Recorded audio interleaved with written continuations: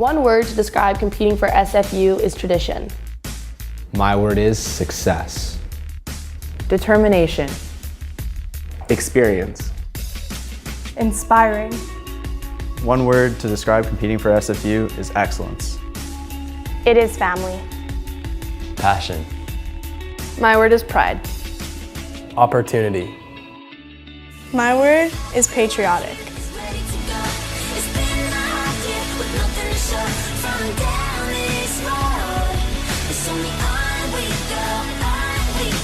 I am Sophie Swan. I am Adam Jones. I am Peyton Smith. I am Justin-Gavin. I am Victoria Saunders. I am Braden Charlton. I am Michaela Guerrero. I am Graham Miller. I am Christine Howlett. I am Adrian Vanderhelm. I am Michelle Waters, and we are proud to be on Canada's NCAA team.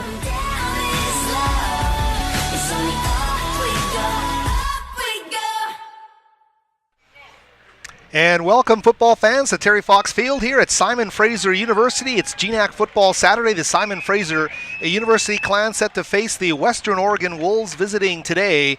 And both these teams coming off losses last week. Simon Fraser on the road at number 16 Central Washington, getting taken out behind the woodshed, losing 62-0 there. And the Western Oregon Wolves a 48-17 loss at Azusa Pacific. Both these teams won a victory, Nick. We'll welcome Nick Sersky, our commentator here on Clan TV. Your thoughts on this game, Nick? Yeah, and Howie, a week ago, Simon Fraser lost to Central Washington there. You mentioned 62-0, and quarterback Myles Richardson, he was under fire all afternoon. Sacked 6 times, only 8 for 23 for just 51 yards and 4 interceptions. I think, at this point of the season, Howie, we're midway through. Both teams are winless here in the conference schedule, and they've just got to forget what's happened so far and build on the positives that they've had. Simon Fraser's going to be successful when they're using those quick passes. We've seen an inexperienced offensive line that is building towards promise, but they can't quite protect Richardson as well as maybe some of the other offensive lines in the league can't protect their quarterback. So Richardson's going to have to get rid of the ball quickly and make some smart passes, not throw into double, triple coverage, and also just trying to get something out of this running game. Howie, we were looking earlier, and Simon Fraser's just averaging 32.8 yards a game rushing this season, and that's something that they're going to have to, you have to run to pass. And Simon Fraser's going to have to get the ball moving on the ground here today if they want to see any success against this strong Western Oregon team. That's a great point, Nick. Let's talk a bit about Myles Richardson, the quarterback. Talk about a guy under fire. I don't know if there's a guy who is playing a more vulnerable position on offense in NCAA Division II football. He's, as you say, consistently under fire. The completion percentage is under 50%, 48.8%. This guy has been a warrior, and despite the fact that the team's winless and Myles is consistently under fire, you're hearing great things from people talking about the courage he has to stand in there and try and lead this team. Well, it's certainly not easy. And absolutely, he stands in there, he takes the hits, he makes the throws when he can, but early in the season we saw some great poise and throwing the ball away and doing some things like that, but recently his turnover numbers have increased in recent games, and whether that's a testament to the adjustments that the defenses are making against him or just some trouble that he's having seeing the defense that's on the field. He's going to have to make smart decisions today. As we mentioned, we were looking earlier at the stats, and Simon Fraser's defense only forced 1 turnover on the season. So we're not getting our offense in advantageous positions. Hence, Richardson's going to have to build and have a lot of long drives, and you can only do that when you're making smart decisions. Taking the short completions and getting first down after first down. Well, our last Clan football broadcast here, Nick, 2 weeks ago against the Azusa Pacific, you watched this Clan team come out against the Azusa Pacific, and there were some key turnovers early in that football game, and really things just ballooned out of control. The first quarter, the Clan have to, I would assume in your estimation, stop giving up those big plays, and the focus they need has to be on as we start this football game. Absolutely, Howie, and keeping the ball in their own hands, and just putting some drives together, putting some first downs together. We saw it earlier in the season against Texas A&M Kingsville. SFU was able to force a couple 3-and-outs early in that game, and they were in that game at halftime. But you can't be down. I think it was 29-0 after with 4 minutes left in the first quarter last week against 2 weeks ago in their loss up here on campus. So Simon Fraser's going to have to protect that ball, make the smart decisions. Luckily this week we got some big name players back. Justin Buren was out last week, but he will play today. And we also saw Jalen Jana in the warm-ups as well. He was looking good too. So a couple of their offensive playmakers are back. This afternoon, it looks like Simon Fraser will receive the opening kickoff, so we'll get a chance to see Richardson and that offense, see what they can do against this Western Oregon Wolves. And today. Nick, before we're about a minute and a half away here from the opening kick to start this contest, take me inside Kelly Bates' head right now. I mean, the first 2 games of the season, you look at these, a 6-point loss at Arizona Christian, and then as you called the A&M Kingsville game, a huge improvement over the loss to Kingsville the year before. Those 2 games really give you the thought that, hey, perhaps they could find some traction here, but it's gotten progressively tougher for this team. What does Kelly Bates have to do with this group? Correct, and they've had a couple blowouts this past week, and it's just kind of forgetting about that the bad stuff that has happened and building on the positives. Taking you inside the locker room. Guys aren't happy. They don't like getting beat every week, and especially by multiple touchdowns. So for Kelly Bates, you just want to try and build on those positives. Do you have a camera? Okay. Can't angry good. at guys and that kind of thing. And Simon Fraser's going to have to just build on those positives that they do have here with this very young team. One of them is Cobb, number 11. He's got the opening kickoff, breaks and sheds 2 tackles, and he's over the 40-yard line. Gavin Cobb crosses midfield down to the Western Oregon 43-yard line. Nick, a huge play to start the game for the Clan. Those are those kind of explosion plays that they need to make on special teams. Cobb came into the game today ranked 4th in Division II with 548 combined kickoff return yards. Maybe that is a bit testament to how many points SFU has been allowing, but this is a big play to start the game against this Wolves team, getting a short field for Richardson to work with, hopefully getting some points on this first drive. And we'll see what Richardson can do here as he comes out of the shotgun. Jana in the backfield. 2 receivers to the high side of the field and Durkin to the near side. Quick pass to Buren. And he's not going to get much there, maybe a yard. Justin Buren, a catch to open the game here, first play from scrimmage. Well, and you want to get him involved early. As we mentioned, he missed last week's game with a leg injury, but it looks like he looked healthy on that play, was able to catch and turn up the field, not able to break a tackle, but positive yardage on first down was a problem that Simon Fraser had in their last home game. So as long as you're moving forwards on first down, that's positive. Well, the big man Ryzen John as part of a trips package to the near side of the field. 6'7". He became eligible 2 weeks ago in the Azusa Pacific game. We see him motioning into the slot. Here's Richardson scrambling to his left. A throw downfield for John, and Ryzen John right through his hands. The coverage there being provided by Nathan Jones, the senior defensive back out of Oregon.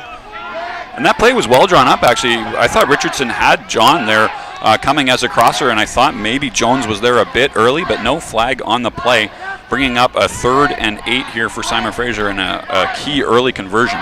We'll see what the Clan can do here. You're right about that. And going to Ryzen John, who missed the first 3 games of the season, not eligible academically, able to get into the lineup, and he's a big, huge target for this Clan offense. Richardson, couple steps back, looks across the middle. Not sure if that was intended for John or Cobb, but incomplete, and the Clan are going to have to punt it away. Unfortunate, the big play from Cobb to get Simon Fraser across midfield, but they're staring at about 4th and 7 here. Looks like they are keeping their offense on the field though, Howie, so a bold first move here from head coach Kelly Bates. We haven't had a lot of advantageous field positions this year, so looking to try and build on this big Cobb kick return and keep this ball moving into Western Oregon territory. Wouldn't this do something for SFU's confidence and momentum here early, going for it on 4th and a long 7. Down the field, and the pass intended for Buren was off the mark. So Western Oregon is going to take over in a good field position here. And this offense, Nick, has put some points on the board. We mentioned they were both 0-3 in the GNAC. But this team from Western Oregon, they lost a heartbreaker 49-48 in their only home game to Humboldt State. This team can put points on the board. Well, and the name you're going to hear a lot today, Howie, is Paul Revis. He led the team last week in catches, had 9 for 101 yards, but on the season, he's got 59 catches, and their next closest receiver only has 16. So we're going to hear his name a lot today. First play from scrimmage, a small gain for Western Oregon. That'll bring up 2nd down.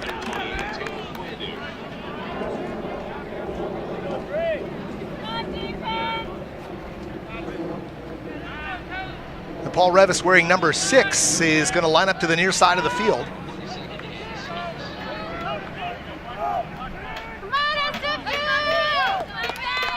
Call it the game of 3, 2nd and 7 here. And the handoff, Western Oregon up the middle, breaks a tackle over midfield, down to about the Clan 47-yard line. And that's just spreading Simon Fraser out, 4 wide receivers, and then a simple option play where the quarterback, or not an option play, but a read option where the quarterback can keep that and throw. But if he sees an opening for the running back, will hand it off, and a nice 9-yard gain for a first down. That's Poidu, number 28, with that gain. This time the fake. They'll just throw that ball away to the near side of the field. Closest receiver in the vicinity there was Paul Revis. And there you saw Duckworth just making that read option and pulling the ball. Thought he had Revis in the flat, but I thought he was well covered, and good pressure by Simon Fraser to force Duckworth to make that errant throw. So 2nd and 10 here now for the Wolves. Poidu to the far sidelines, going up the sidelines, breaks 2 tackles, finally gets driven out of bounds at about the Simon Fraser 28-yard line. And there to make the tackle, Brad Lyons, the Terry Fox Raven, the transfer out of South Dakota State, with the stop. And we'll see it on the replay there, how he just broke contain and was able to get outside. And Simon Fraser, lost the edge and a gain of 15 yards there for Western Oregon. So Duckworth and the Wolves now deep in Simon Fraser territory. Poidu, the tough yards up the middle for number 28. He goes down to about the Simon Fraser 21-yard line. And we're not seeing a lot of power run from Western Oregon, which we may have traditionally seen in the past. They're spreading it out and just handing it off up the middle. And with the Simon Fraser front 7 so spread out, Poidu is finding the holes and getting 5 yards on first down is a good gain. This is a team doesn't rush the ball a whole lot, averaging about 78 yards a game on the ground. It's been more of a passing attack for Western Oregon. But they go to the ground again. This time maybe about a 2-yard gain. And that is Torrey Sweet, who there's their leading rusher, but wasn't not listed on their 2-deep depth chart here, so I don't know if he's coming off an injury or what it is, but on a big early 3rd down conversion here for Western Oregon, if Simon Fraser can stop them here, it would force a long field goal or a 4th down gamble attempt here, so big ups here for Simon Fraser defense. Duckworth, quick pass, right over the middle, has a man, and it's number 6, Revis. Clan player gets up limping, and that's number 13, Jaron Bailey, one of the defensive backs, who came in to make the tackle. And just a nice throw from Duckworth. Revis able to put that slant inside, and Duckworth stuck it right to him. Easy conversion there for Western Oregon. Now down inside the 10. So 1st and goal here, Western Oregon, their first march of the game, and they're right on the doorstep now, looking to open the scoring here. Just underway here from Terry Fox Field. And Duckworth out of the shotgun, looks to the end zone, has a man, it's Revis for the touchdown, and just like that, Nick, 6-0 for Western Oregon. Their march goes right down the field. They had some good field position to start. And Revis just lined up on the left side this time, up against Townsend, and beat him to the inside, and no safety help there. Duckworth was able to stick that in there to his favorite receiver, Revis, for 6 points. See it on the replay here, yeah. And Duckworth just able to see that Townsend playing off a little bit on that far side, and Revis cuts in. He's a quick guy. He's going to make that catch every time. And the extra point through and good by Adrian Saldana. So 7-0 the score here. Simon Fraser with that nice early return off the opening kickoff by Gavin Cobb, unable to capitalize. Went for it on 4th down, just inside Western Oregon territory. Surrendered the ball on 4th down, and here come the Wolves to go right down the field. And it's Duckworth to Revis for the touchdown. But you like that aggressiveness from head coach Kelly Bates. I mean, as we mentioned, we haven't had the ball in opposing territory that often, and when we do, we need to try and take advantage. I don't mind the gamble here, Howie, and we'll see what Cobb can do on this next kickoff. Maybe he can get another good return. and the offense can come and build on what they did earlier. I like the Simon Fraser clan receiving group. I know it's a winless team, Nick, but you know, if Richardson can get those passes in the neighborhood, he's got some sure-handed guys there that can make some catches, and we'll see how Simon Fraser responds as Cobb again right down at his own goal line awaiting the kickoff here.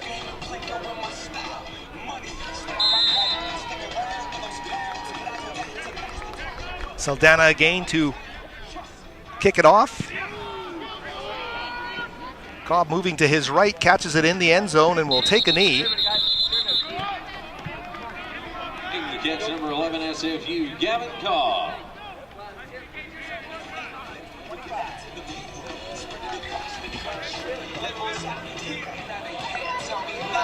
Today's game is live streamed in HD. You can watch it at athletics.sfu.ca/live. And of course, this game also available on demand at athletics.sfu.ca/on-demand.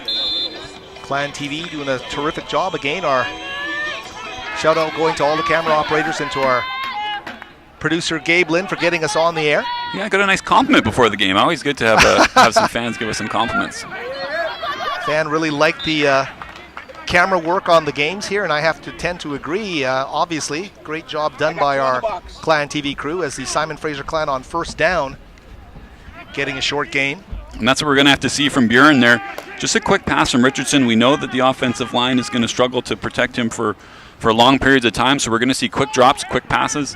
Nice catch by Buren and 4 yards on first down. Second and a long 5 here for Simon Fraser. Jana wearing number 10 in the backfield. It's a delayed handoff, and Jana takes the ball, and maybe a gain of a yard. Yeah, not much there. Western Oregon was able to clog up the middle and not stop Jana basically at the line of scrimmage. It's going to be about 3rd and 6 here, and another 3rd and medium conversion here for Simon Fraser.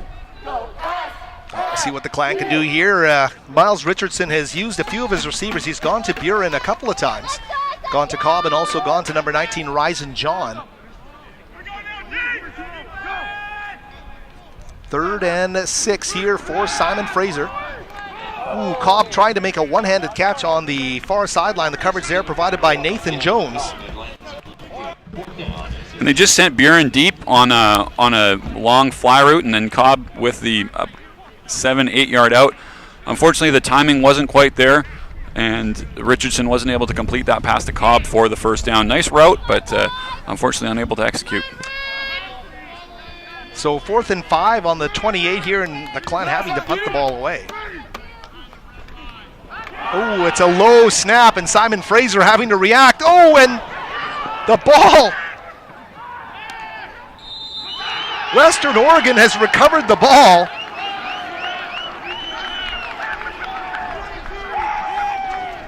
My gosh, that was a disaster. Western Oregon getting in there and covering the ball up in the end zone for the touchdown. Nick, I don't think it could have gone any worse. And just a low snap there and got away from the punter.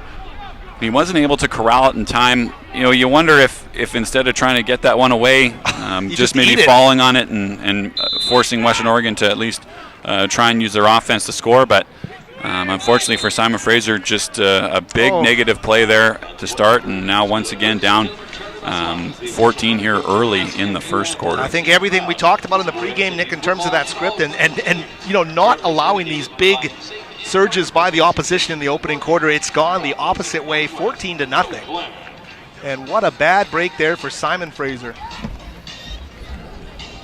And those are the kind of mistakes that young teams are going to make, Howie. And I think that head coach Kelly Bates is probably just talking to the guys and saying, you know, stay calm. You know, we're still in this game. It's only 2 touchdowns, and we'll see what this offense can do.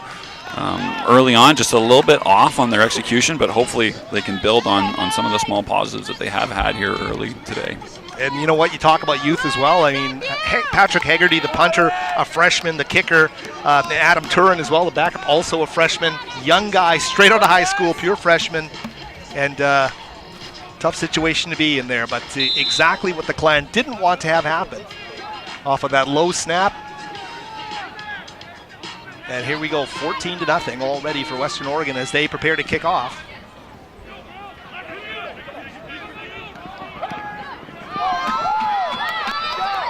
Cobb with the football and again breaks free over midfield, and Gavin Cobb has the separation. They are not going to catch Gavin Cobb, and he will score the touchdown. Flag on the play here, Howie. We'll see what it is. But what a great return from Cobb. But the far side judge did throw a flag. Well, you certainly want some Simon Fraser karma. And let's just hope that flag is not going to wipe it out. Clan coaches are... Kelly Bates was 15 yards onto the field. We'll take a look at the replay here on Clan TV, and we'll keep our eyes on the sidelines. Well, I certainly didn't see anything too egregious there, Nick. I don't know how this call is going to go.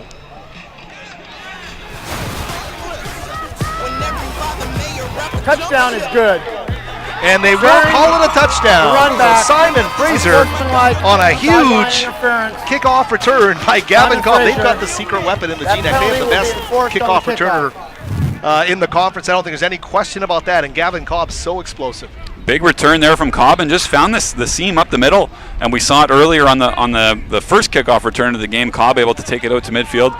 This time he burst through that seam, busted that tackle at around midfield, and was able to take it in for a touchdown. And that's exactly what Simon Fraser needed to answer that. For those wondering, the penalty on the play was for a sideline infraction, but the touchdown will count, but the penalty will be applied on the kickoff. So Simon Fraser will be kicking from a little bit further into their own end, but the touchdown stands, and that's what matters. And Cobb was holding. Haggerty makes the extra point, but did you see that snap? Again low.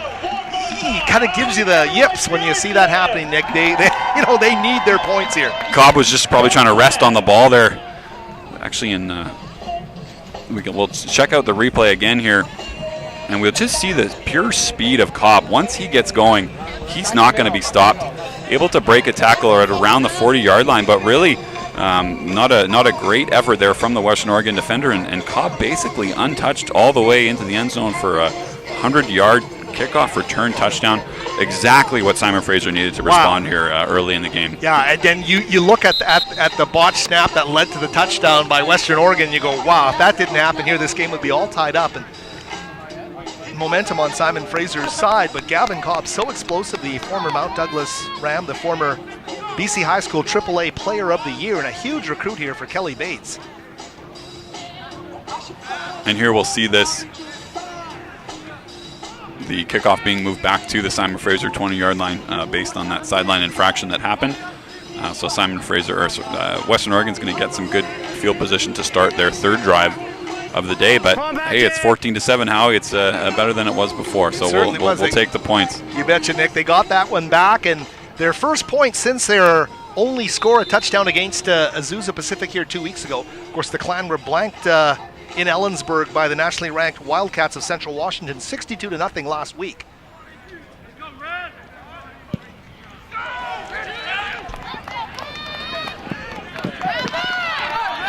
And here come the Wolves, getting a great return themselves up across midfield. And that was Keone Paceno. And he's going to get the ball. Let's see where they mark it here. Just around midfield, maybe about the 48-yard line, Howie. And good starting position here for the Wolves. Unfortunately, Simon Fraser took that penalty on the kickoff return, but now it's on Simon Fraser's defense. They allowed that march down the field on their first drive, and then the special teams blunder that caused a second touchdown. But SFU could be well spent here to get a stop and give their offense the ball back. Well, Duckworth drops back and heaves it over the middle, has a man down inside the 10-yard line. What a great throw that was, and the reception there made by Blaze Manabi. And just a skinny post route, Howie. Duckworth beats him deep, beats him deep, and Duckworth puts it right on the, I thought it was going to go a little long, but Manabi picked up his speed and was able to haul that down inside the 10-yard line. A veteran defender on him, and Meinecker unable to stop Manabi, and just like that, here's Western Oregon again, inside the 10-yard line, first and goal off the huge pass from Duckworth to Manabi. This time Duckworth short pass to the running back. Great tackle in the open field there, made by DeAndre Townsend of the Clan. Yeah, and Townsend saw that Duckworth was going to go short, and Duckworth gets off of his receiver and was able to make the tackle basically for a gain of only about a yard, but still second and goal here for the Wolves. Now that was a great adjustment to the ball there by Manabi on the big play though, Nick. Boy, he just he sold out to make that pass, left his feet, leapt in the air, and was able to get his team inside the 10. So call it second and goal here from the 7. A handoff up the middle again, and that is Questad, or check that, number 28, Poyadu. And Simon Fraser able to plug up the middle there. I'm not sure if we're going to see it on the replay there, but Simon Fraser able to force a third down conversion here, and you know who we're going to have our eyes on. It's going to be on the close side here, Paul Revis against DeAndre Townsend. That's going to be a matchup here. We'll see what they do coming out in a spread formation. Well, Revis, of course, Nick, great point with that first touchdown of the game, and their leading receiver, sure-handed, wearing number 6 again. They look for him this time. Instead, they went to number 20, Sweet, the running back, out of the backfield. So Simon Fraser, a nice defensive stand here. And that was Gabe Lopes in coverage there. It looked like he got a bit fooled on the play, but fortunately for the Clan, Duckworth's pass was incomplete. They ran Revis actually on the same slant, but I think it was just trying to run that receiver open underneath, but luckily for Simon Fraser, the pass falls incomplete. Osborne, the holder, Saldana set to kick the field goal. A short little chip shot up and good for Western Oregon. I think you score that a bit of a little victory here for Simon Fraser. Their defense needs to take, whatever small rewards they can find. And after that big play, Howie, you're on your short rest, and you've on a short field, you get the ball down inside your own 10-yard line, and able to stop them for a field goal. Isn't obviously 0 points, but it's something that you can build on. Certainly, we saw in the Azusa Pacific game, Nick, the kickoffs were going to Gavin Cobb to start the game. They started short kicking and doing anything they could to keep the ball away from Gavin Cobb, and I'm not too sure what Western Oregon's going to start to do here, but certainly Gavin Cobb has had a couple of nice returns against them today. We'll see if they start looking away from Cobb. I think that might be the smart choice for what they might do on this kickoff. Might not want to test Cobb again here. He's got 2 big returns, one of about 100 yards and the other another 60-yard or 55-yard return as well. Well, the other return man back there, Jethro Questad, a 5'11 freshman out of Kennewick, Washington, Kamiakin High School, wearing number 28, is also back there. We saw Azusa Pacific really just trying to drop it in the bucket, shorter kicks. This time they do drive it down the field, and Questad, number 28, will go back and return it. Takes it inside his 5, out to the 20-yard line, or just about there, gets driven out of bounds, and I think we were right in suspecting they don't want Gavin Cobb touching the football. Yep, smart play from Saldana there, able to keep the ball away from Cobb on that kickoff. Questad, well quick, not as speedy as Cobb. And now Simon Fraser starting inside their own 20-yard line here with 6:43 left in the first. Yeah, from their perspective, they want their offense to put some points on the board too, not just special teams. They need to build some confidence there. We'll see what happens here as Myles Richardson barks out the signals. Oh, I don't know what happened there. It looked like it was supposed to be a handoff to Jana. Yeah, and it looked like just a miscommunication in the backfield. Richardson turned to his left, but Jana went right, and that's not what you need on first down. Howie, a loss of about 6 on the play, and moving backwards here into your own end is not what you want to do on first down. So in a hole early here are the Clan.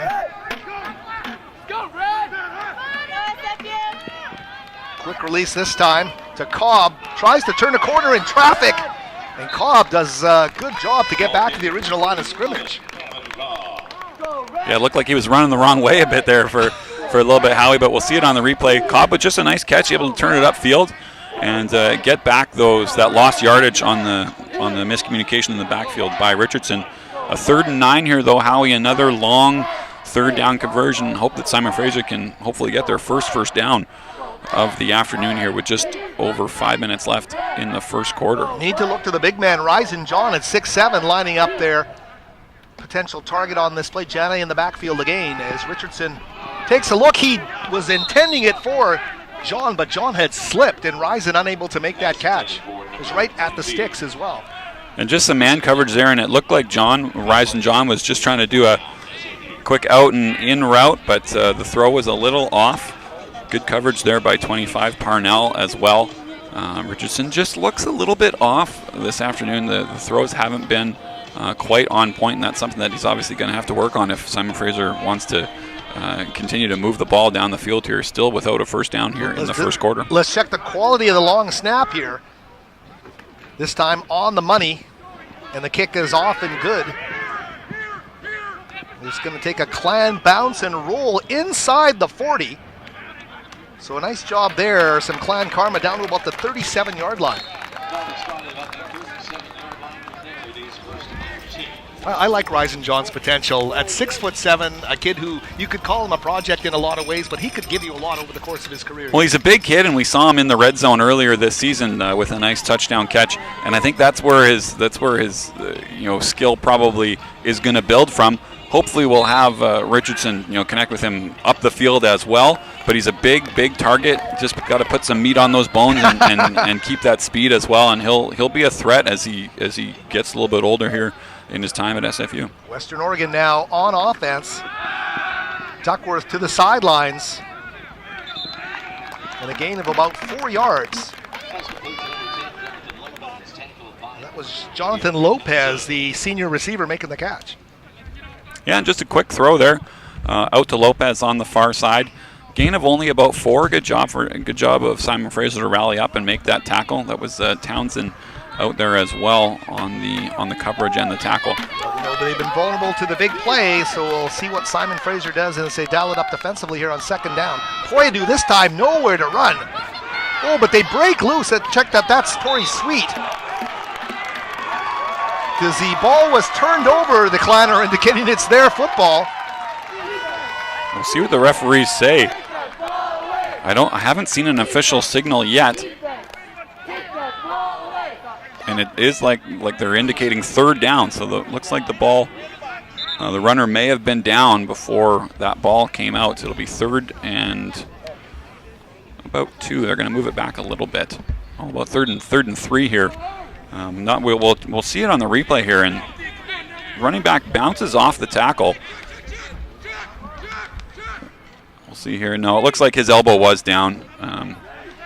Howie, and I think that's a good call by the referee. So a break there for Western Oregon. They will keep the football here, 3rd down and a timeout. One more look at it here. Sweet bouncing off the tackle. Able to swing out to his right side. Just a shoestring tackle, but I think that elbow is definitely down. Pardon me, yeah, that was Sweet with the carry, and that elbow is down. So Simon Fraser's going to have a big 3rd down stop here once again. 3rd and short for the Wolves.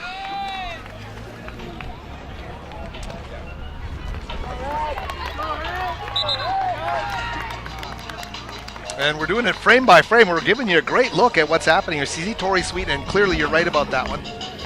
As he hits the turf, the elbow does hit the turf as the Clan come back onto the football field. We can let you know about some of the people helping bring Clan TV to the air. The SFU Spirit Shop has SFU branded clothing and merchandise, is proud to support SFU Athletics. They're located at the Burnaby campus in the Maggie Benson Center. Pick up your SFU Athletics gear at the SFU Spirit Shop.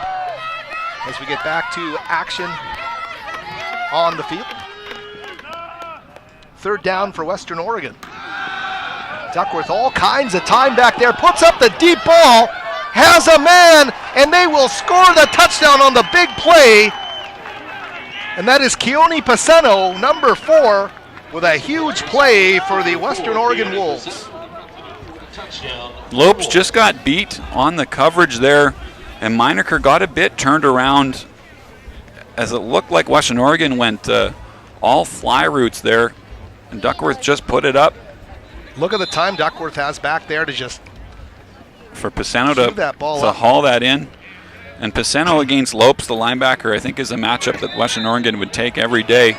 And Meinecker just unable to get there in time. Nice catch and another long, explosive play there for Western Oregon. Saldana makes the extra point. 24-7 is the score. And those big plays, Nick, are killing Simon Fraser. Duckworth is showing you a nice arm, though. He's dialed in there on the deep ball, and he's had a couple of nice, big, deep receptions in this opening quarter.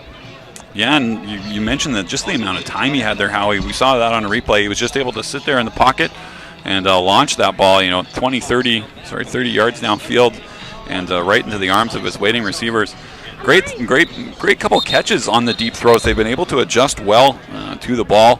Not much wind here this afternoon, but Duckworth does float that up there, and they're able to run under it and get two big touchdown catches here. So Simon Fraser needs to respond again here, Howie, and they were able to do so on the kickoff on a return, but we mentioned earlier it's going to have to be more than just the special teams that are going to have to do something here.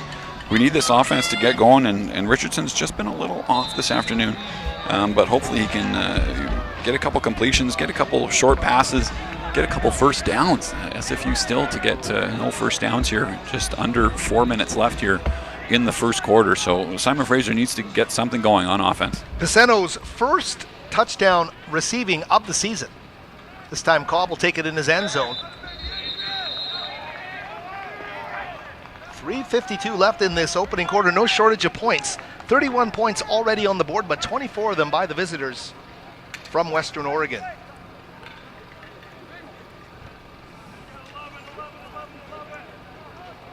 My time to let you know about in the self-plug department, varsityletters.ca.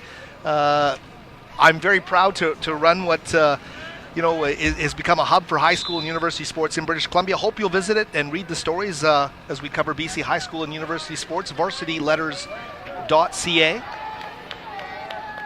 Simon Fraser now with Myles Richardson back at the commands. Richardson under immediate pressure, scrambling to his right. Can't find anyone, puts it up on the sidelines and was looking for Gavin Cobb.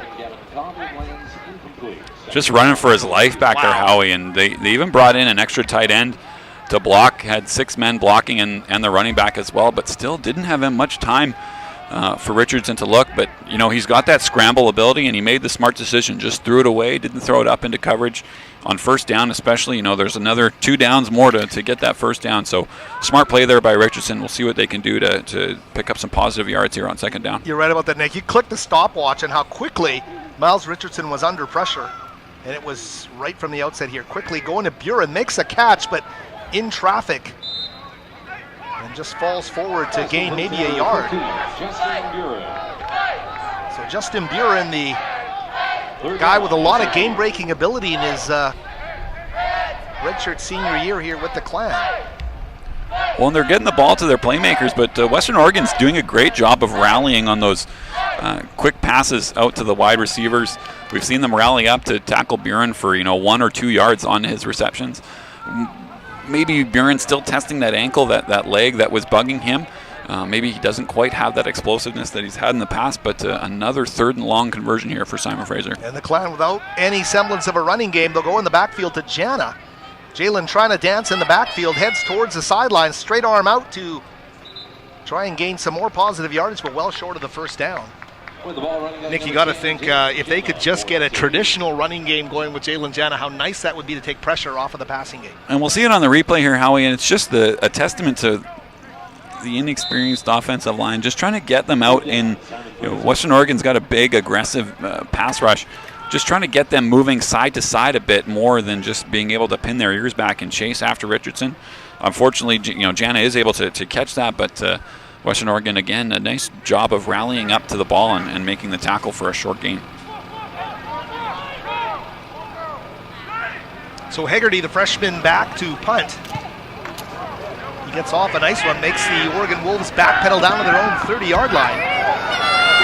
That's Rivas. He will get taken down by the Clan. Looks like the tackle there being made by Cole Patterson. Check that, Nick Grossi. And Griffin Barrett doing a great job downfield as well. I believe he's the long snapper and was able to get downfield and just hang on to Rivas and wait for help. As we look at it on the Clan TV replay here. Really got Rivas to backpedal there. And Griffin just grabs onto anything. Some good hustle there from Simon Fraser's number 33, Griffin Barrett. Those stat keepers better give him an assisted tackle there. Certainly got the jersey of Rivas and held on for dear life, so Western Oregon now, 1st and 10 at their own 34-yard line. Rivas in the backfield takes a handoff and gains about 4 yards. We don't see that too often, but they do still like to get the ball into the hands of their playmakers. He's only had a couple carries on the season, but anytime you can get the ball to Rivas is a good thing there, and 4 yards on the gain. So 2nd and 6 at the 38-yard line. Simon Fraser's defense had some nice moments, but vulnerable to the big play, especially in the passing department here in this opening half of play. Duckworth looked a little lost there and found himself flat-footed, and very quickly felt the defensive pressure coming from Brad Lyons and Jacob Mozil. And I think just some confusion in the backfield there, Howie. We'll see it on the on the replay here. And Duckworth gets the ball, and I think he thought Rivas was going to come take the handoff. And Simon Fraser able to pounce, creating a 3rd and long. And, this would be a nice little 3-and-out here for Simon Fraser. Try and flip the script here and get the ball back in decent field position. But they need to stop here and have been susceptible to big plays. Yeah, and you're right about that. Last big touchdown heave came on 3rd and long, and we'll see what happens here as Duckworth and the Wolves offense loads up on a 3rd and long. Again, lots of time back there. Pass is incomplete. A flag is thrown there, and that's a tough break for the Clan if Jaron Bailey's going to get called for pass interference. And I think he's shaking his head, but I think he was there a bit early. I wonder if we'll be able to see that on the replay. SFU just dropped into what looked like a cover 3 zone, and Bailey was there. It didn't look like he needed to make a play on that ball so quickly. Tough to tell on that replay, but the flag is thrown, and that's going to give Western Oregon a 1st down. That's interference. Tough break for the Clan. 3rd down hasn't been friendly to them in the opening half of play. Automatic 1st down. And it will be, so they will move the sticks and give the Wolves a 1st and 10 at their own 47-yard line.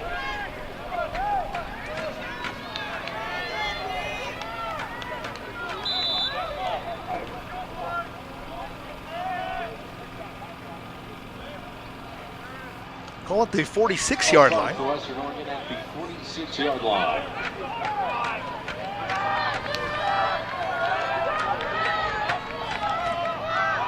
Fake the handoff to Poidu. Strong throw over the middle. Rivas had it with no one in front of him. That was a 6-point touchdown waiting to happen, Nick. He just couldn't hold on. And Townsend got beat again there by Rivas. And, Rivas is one of the best players in the GNAC. Just wasn't able to catch that and haul that in, but that would have been 6 points for number 6 there, Rivas. Got my 6s all tangled up there, but Rivas, who wears 6, was ready to take it in for 6. Just couldn't hold on to the football. So Western Oregon reloading 2nd down and 10 at their own 46. This time Duckworth to the far sidelines, has a man. It looks like he's going to be very, very close to the 1st down. It looks like Jonathan Lopez with the catch. See where they mark it. They're just going to move the sticks. A 1st down Western Oregon, and they are marching into Simon Fraser territory. Down to the final half minute of play here in the opening quarter. If you're just joining us, Simon Fraser's lone touchdown on a field length kickoff return by Gavin Cobb. Western Oregon with 3 touchdowns and a field goal lead at 24-7. The handoff to sweet number 20, and he's going to barrel over the 40-yard line. So big chunks of yardage here for Western Oregon as they get another march going. And that's going to take us just to the end of the 1st quarter here. I think we're going to go to break with the score: Simon Fraser 7, Western Oregon 24. We'll be right back after this short break. If I lose, I'll respond with respect. If I win, I'll back it up with humility. If I fail, I'll rise up with honor. It's tough for us to put it all on the line. Don't undo my hard work with poor sportsmanship. Respect. It's the name of the game. For me, one word to describe competing for SFU is success, because our program is built on a strong championship history. Every day, our team trains to win so that we can rise to the challenge of achieving more than the years before.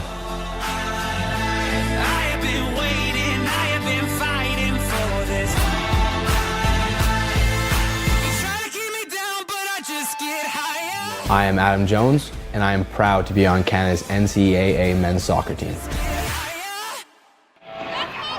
And Howard Samura, Nick Sirski back with you at Terry Fox Field. Simon Fraser trailing Western Oregon to start the second quarter play, 24-7. And the Wolves here 2nd and 5, and on a drive. It's a handoff.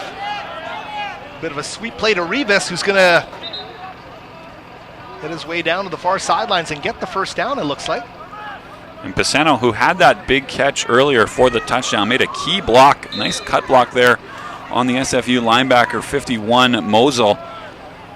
And Rivas was able to take that ball out to the right side and pick up a first down. Well, they're certainly using him, as you mentioned, Nick, in a lot of different ways here.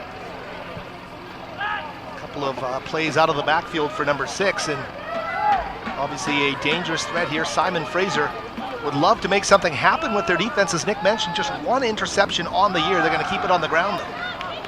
And that is Sweet finding his way to the near sidelines, and another first down. Chased out of bounds there by number 3, Brendan Lowry.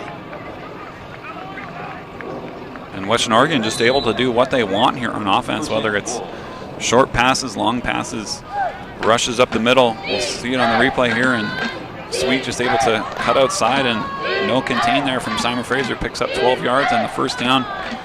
SFU's really got to clamp down here in the red zone here and try and stop Western Oregon from converting another score. Sweet the lone back. He's in motion as the Wolves look to the end zone. Have a man wide open for the touchdown. Number 45 makes the catch. That's Caleb Tingstad, the tight end, the junior out of Linwood, Washington. Make it look too easy, Nick. Just find Tingstad wide open. Just looked like they got confused on their back end there, Howie. Lopes was initially on the big tight end, and there's just nobody there in that defensive third in that end zone. And Western Oregon again puts Duckworth with a nice pass, floats it up there, and a nice catch. The conversion is good, but that's going to bring it to 31-7 for Western Oregon, and not where SFU wants to be early in the second quarter. Yeah, we're only 1:10 in, and boom, there they go. They marched right down the field, and some great touch being shown by the quarterback Duckworth today on his deep passes and his passes right into the end zone. He's hit Rivas in the end zone, now Tingstad. So a great job there. Charter Bus Lines is the official motor coach of SFU Athletics and is proud to support SFU football and all Clan teams. Charter is dedicated to providing safe and comfortable transportation to your games throughout the Pacific Northwest. Visit them at charterbuslines.com. So Simon Fraser in a huge hole here, 31-7 as we get underway here in the second quarter of play. Western Oregon, as we mentioned off the top, winless in the GNAC just like the Clan, but clearly have been a lot more competitive. And you look at some of those scores, they in the GNAC have lost 30-23 to Central Washington, 49-48 to Humboldt State. The only blowout was last week, 48-17 on the road in California against Azusa Pacific. But they are hungry for that first GNAC win, and well on their way here, it looks like, in the early stages of the the first half. Well, and them coming in, they're not going to feel bad for Simon Fraser. They don't have any wins either, right? You know, Western Oregon's a prideful team and has seen some success in the past. Unfortunately, this season hasn't quite gone their way, but they've got an early lead here and are looking to clamp down on the Simon Fraser offense. Well, they're going to stop Gavin Cobb at about the 27-yard line. Cobb was looking to skirt through the raindrops there and break through the pack, and when he does that, he is dangerous.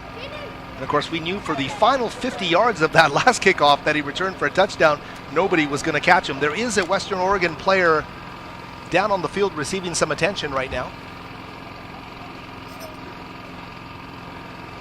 And we will tell you he is number 11, Tabriel Larry is a 6-foot senior defensive back, hurt on special teams. Getting a nice hand here as he is helped off the field.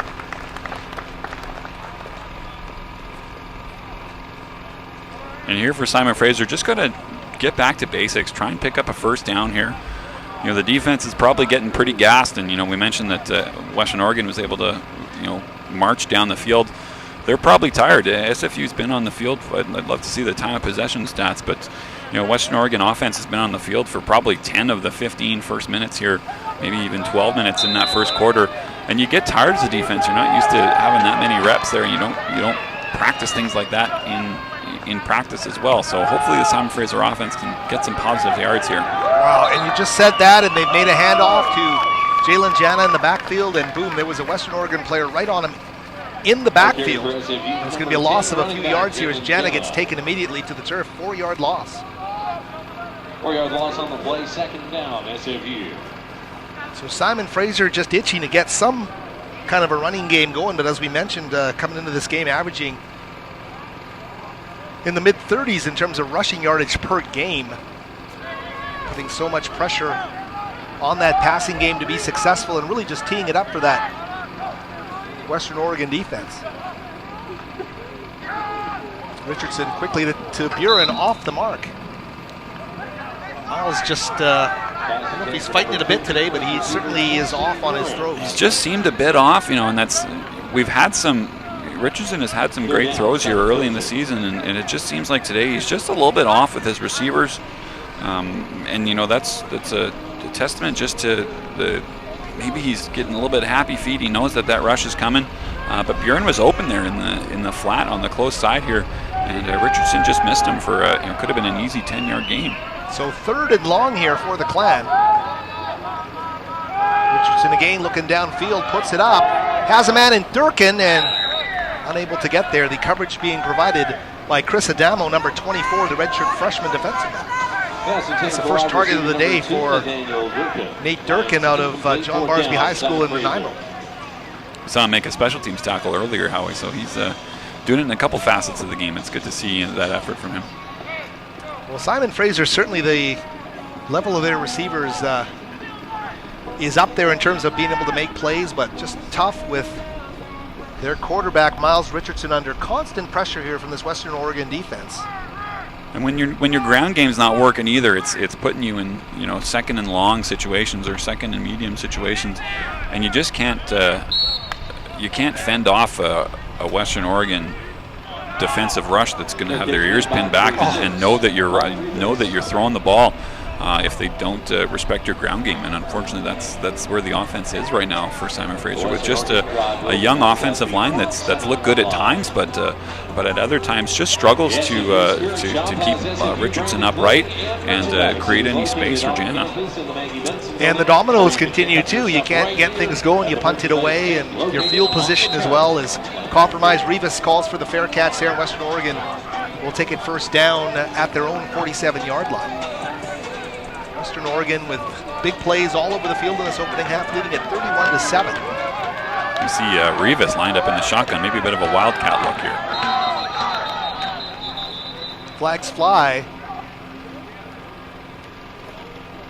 We'll see what Mr. Referee has to say here. We'll see a lot of Clan fingers pointing at Western Oregon. Offense. And a false Number start 66. being called against the Wolves. 5-yard penalty. Back. First down.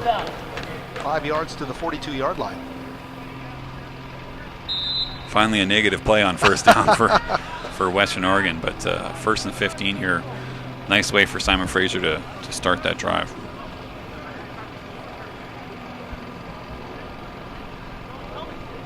Looks like number 4, Paceno, in the backfield with Duckworth right now. A bit of a different look for Western Oregon here on 1st and 15. Takes a handoff, Duckworth over the middle. Ooh, a nice job there defensively by the Clan. And Jaron Bailey batting that ball away, but we do see a flag on the field. Boy, and I did, and it's against Western Oregon, because I thought Bailey was there in plenty of time, and it was totally fine there. I think they're going to call something else. Eligible downfield. Offense number 15. Coming up. So an eligible receiver downfield. Looked like the Western Oregon just released a little bit early on that pass. So that'll march the Wolves back even further. Another 5 yards, going to make it 1st and 20 here for Western Oregon. And thankfully, things seem to go a little bit of Simon Fraser's way here early. That was Fanumia, the backup quarterback, I think, that was on the field. Their number 15. I thought that they called it, and I just saw him leaving the field. Decline the penalty. Second down. And correct that the Simon Fraser actually will decline the penalty to make it 2nd and 15 here for Western Oregon. And a nice play there by Bailey. I did think he was a little bit early on the previous play that he got called on pass interference, but nice play there from the kid. So the Clan defense digging in its heels now as Rivas gets the football, breaks one tackle, is not going to break the second though. And the primary stop coming in from Shea Karsten, a freshman defensive back out of O'Day High School in Seattle. Looks like Nicholas Grossi is down there on the field for Simon Fraser, clutching his leg. It looks like he's in a considerable amount of pain. Kelly Bates coming out to check on the Bolton, Ontario native.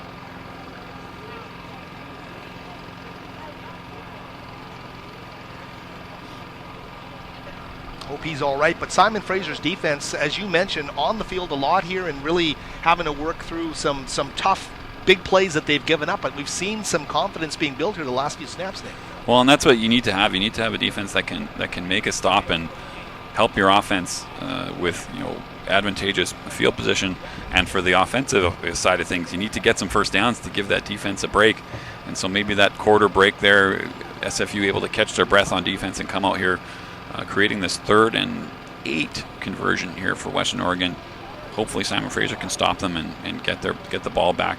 And we've talked about Jaron Bailey, a bit in this first half. You kind of like the fact that the kid's been given a heck of a tough assignment today, but he keeps coming strong, keeps playing aggressively, and he's going to win his share of battles if he keeps doing that. Well, absolutely, and that's what this team is going to be all about. If as such a young squad, there's no positions aren't given away on this team, right? Like you're going to have to earn, as a young kid, you're going to have to come in and earn your snaps, because there's a lot of young kids that are hungry and want to play football out there for Simon Fraser. So, they get pushed around a little bit on defense, but as long as you're not getting outworked, that's what you want to see. And Bailey has done a great job out there, sometimes matching up against Rivas as well, one of the best receivers in the GNAC. So Duckworth with Paceno again in the backfield on 3rd and long here.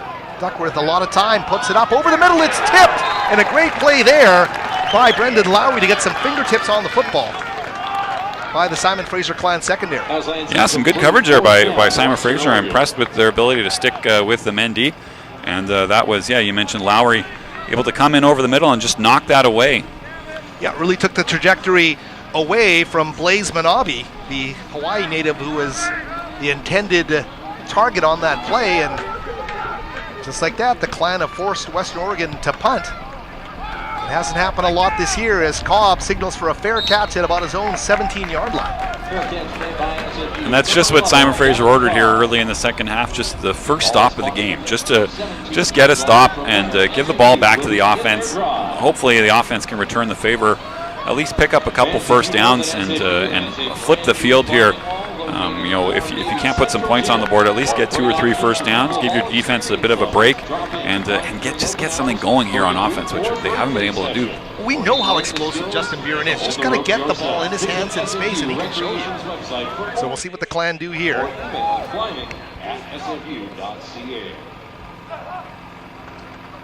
Richardson to the far sidelines, has a man, juggled, and that was Ryzen John, unable to come up with it. Not surprisingly, Ryzen John is able to get up there and have a chance to haul that one in. Well, and when you're 6'7", it's and I thought that was one of Richardson's best throw of the day. He was able to step into it, but a good play by that Western Oregon defensive back. Curtis Anderson, number 2, in there on the coverage on Ryzen John. And if you're watching him, yes indeed, 6'7" out of Vancouver College. And playing in his 3rd game of this season. So 2nd and 10 here for Simon Fraser. He faked the handoff, and Richardson will keep it as he runs towards the sidelines. Looks to be a gain of about only 2 yards, and it's going to bring up a 3rd and long here. And just not much downfield. Again, that little read option play to Jana. I think Western Oregon knows that SFU may not be able to hurt them on the ground, so really dropping back into coverage. Able to cover that well, and only Richardson only able to scramble for a gain of about 2 yards. Another 3rd and long conversion here for Simon Fraser. Really needs to pick one of these up. We'll see if there is a big play waiting to happen here for the Clan.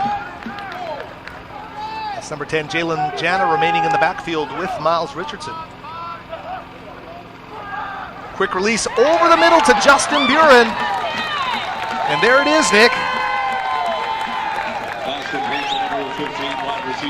They will move the sticks on a first down as a well-designed play and a precise route run there by Buren. Yeah, and just a nice corner in there from Buren. Richardson finally able to put one right on target, sticks it right there into the numbers for Buren, makes a nice catch and dives across the first down line, picking up SFU's first down of the game. Well, building the confidence snap by snap here in the second quarter for Simon Fraser. They get a first down, move out of their reaches of their own end, and this time over the field, and you gotta throw a flag there. Gavin Cobb was well on his way, and Curtis Anderson will get flagged for pass interference there. No doubt about that one, Nick. And they've been setting that up all game. Howie Buren with that little short route. Cobb fakes it. He's going to go get the block one of the defensive backs, but then cuts it up the field. And the defensive back there for Western Oregon had no choice but to grab Cobb, or else he would have been gone into the end zone. So going to be another consecutive first downs here. We'll see what Mr. Referee has to say. Love how they play to their strengths there, though. Back-to-back Buren and Cobb out of that receiving corps. Number 3. 15 yards previous spot. Automatic first down.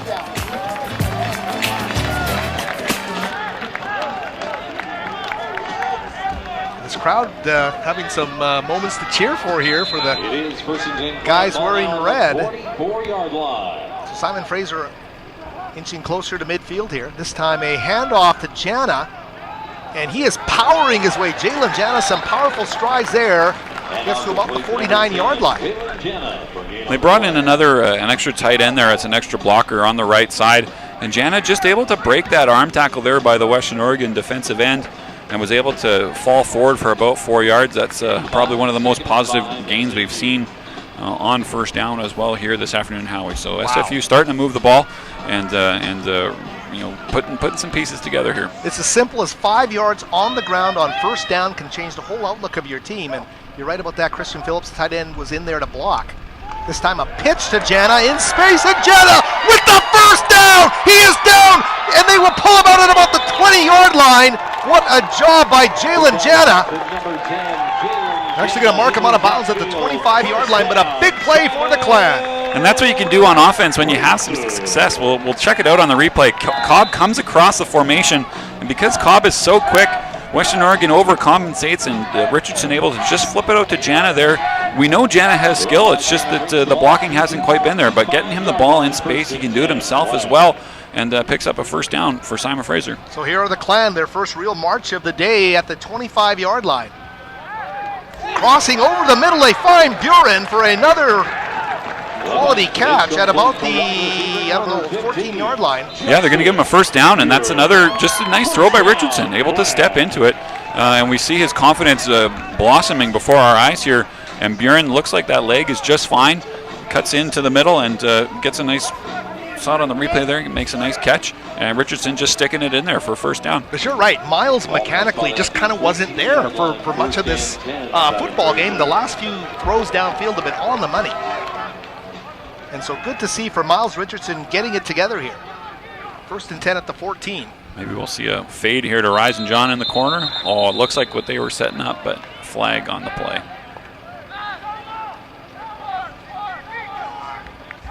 We had Buren in one corner, Rise and John in the other.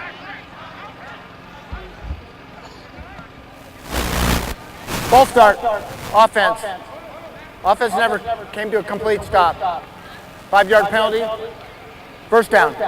SFU got a little bit antsy. Just wasn't set before the snap. They just can't let little things derail them, Nick. They got to overcome here. We'll see how they maintain the focus here on 1st and long from about the 19-yard line. Richardson very quickly to the sidelines, has Rise and John, and a nice chunk they're going to get back there. Pass complete to SFU number 19, John Fraser. And again, we're just seeing some confidence from Richardson, able to stick that ball in there to Rise and John on the out route and picks up that lost yardage plus some more. 2nd and 7, SFU can still pick up a first down if they get to about the 3-yard line. But again, positive yardage here, and Richardson sticking it in there, but getting rid of the ball quickly. Ryson John can be a unique kind of guy. Got into this lineup late last season as a freshman, then of course derailed to start this season. The whistle blows and there's a timeout called, I think, by Simon Fraser. Ryson John, talk about a guy getting reps and getting comfortable, and just can be one of those guys that Kelly Bates has to kind of get unearthed out of the rough here. Absolutely, and you know, he's a big kid. He's a big red zone target. I think we'll probably see him get a couple targets here, maybe on 2nd and 3rd down here.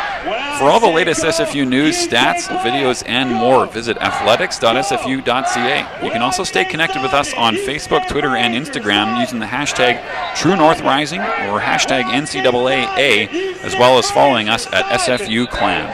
And we're also waiting for some updates that we will maybe getting towards the later part of the day here. The SFU women's soccer team at Concordia. And we're told by our producer, Gabe Lynn, they are trailing 1-0 at the half. Gabe doesn't miss anything. He's on it. He's on it. SFU women's volleyball at Fairbanks to play the Alaska Nanooks today. As well tonight, a big game in GNAC men's soccer. SFU is going to take on the number 2 ranked in the GNAC, Montana State University Billings, here on Terry Fox Field at 7 o'clock. So if you're coming out to watch some men's soccer, it looks like a beautiful day. Mamadi Kamara, I'll just say those two words. What a game he had a couple nights ago here on Fox Field. Throw to the end zone, ball! Did he hang on? Indeed, they are signaling the touchdown to Ryson John at the corner of the end zone. And just what we talked about before the break there, Howie, Ryson John in the end zone. He's a big target. Just toss it up to him and see what he can do. And a nice pitch and catch there by Richardson. John able to elevate, make that catch, and get his 2nd touchdown of the season. Well, nimble for a big guy. You see the great body control, Nick, as he goes head over heels. I thought he had lost the ball for a second, but sure-handed Ryson John. As we look at the Clan TV replay here to the corner of the end zone. Great job by Ryson John. Curtis Anderson isn't small for a DB either, 6'2", on the edge there, probably the matchup that Western Oregon wanted.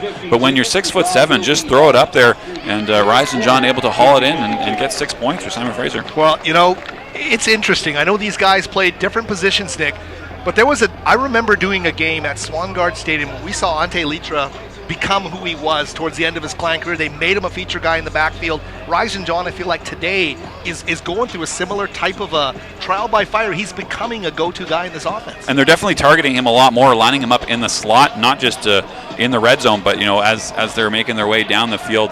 John's made a couple catches and had a couple targets in the midfield area. So it looks like Richardson trusts him, knows that he's got a big, wide target. You know, can basically throw it anywhere for that guy, and you know, he'll catch it with that wingspan. So good to see him, like you said, just rise up before our eyes, and maybe we're seeing a future star here for Simon Fraser football. And great to see a concentrated drive. You mentioned it, Nick. You referenced the fact that this offense really needed, for its own sake, to put some points on the board, not rely on special teams. And boy, that was a nice drive, highlighted, I think, as well, not only the catch by John, but also that great run off the pitch by Jalen Jana. So some good things happening for the Clan offense. A low kick here, fielded by the Wolves, and they're going to get some positive yardage here. They're going to get close to midfield. As Paceno did a good job to give the Wolves some quality field position here. But now Simon Fraser defense, well rested, right? Finally able to take a little bit of a break, and you know, you're in. Western Oregon's got some good field position, but if you can come out and force another 3 and out, get that ball back to your offense, we may have a game on our hands.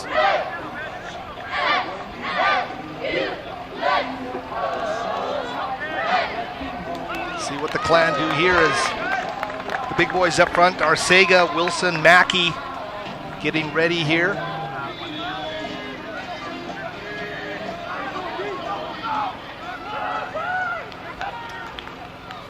Western Oregon's handoff is going to go nowhere. What a great initial surge there by Simon Fraser's defensive line. And we've got Fanumii, easy for me to say, in at quarterback number 15 on that last series. Looks like they're going to bring Duckworth is coming back in. Yeah. But yeah, good play on first down, stopping Western Oregon for a loss, putting them in 2nd and long. And that's what you need from this defense. Look, they look well rested and a little bit more revitalized after SFU able to put up a score on their last drive. We'll see how they do as Western Oregon likely set to pass the football. And again, Duckworth steps back, this time off the mark. And they were looking for number 10, Jonathan Lopez again. I think we've got a flag there in the backfield. See what the ref says.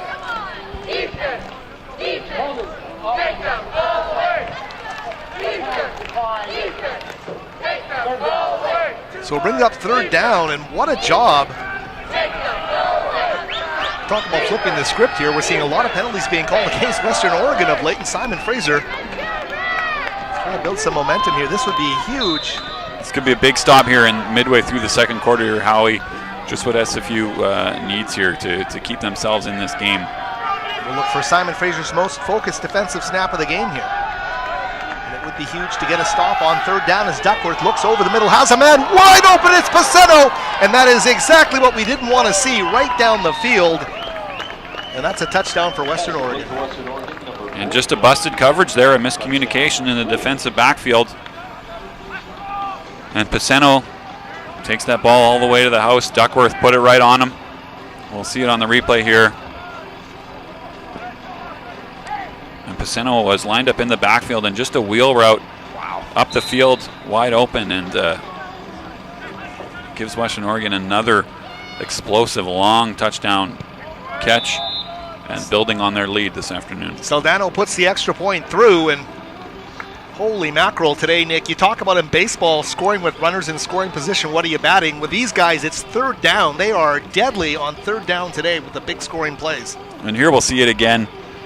Paceno is lined up in the backfield, and I guess he might have been matched up against the linebacker, and the linebacker was nowhere to be seen. Paceno takes that all the way for a touchdown. But he's had two big, well, Western Oregon's had multiple big plays, but Paceno himself has had two long touchdown catches, and just can't have that on third down. You know, you want to keep everything in front of you, but Paceno able to get behind the coverage there and takes it all the way for 6. That's the youth of this Clan team, and you'll see many, many good plays in a row, thinking they're really digging in their heels defensively, and we talked about it right on that snap. This has to be their most disciplined defensive snap, and boom, there it goes, a huge play down the field. Western Oregon adds another touchdown. Easy to say, but, you know, take that botched snap away, a touchdown in the early moments of this game, and a couple of the long plays in this game, and it's actually a football game. But of course, that's not the way you can look at it. You gotta face up to the reality of it all. And SFU's looked better on offense here in the second quarter. So, you know, the score line being what it is, SFU's going to get the ball back, and what you want to do is just keep trying to build on offense, keep putting drives together, keep getting first downs. And, you know, hopefully they can put some more points up on the board here before half. Cobb's got the football at the 20, dancing, and gaining about 2 or 3 more yards down to about the 24-yard line for Gavin Cobb. But you're correct. I mean, there's been some highlight reel plays here for Simon Fraser.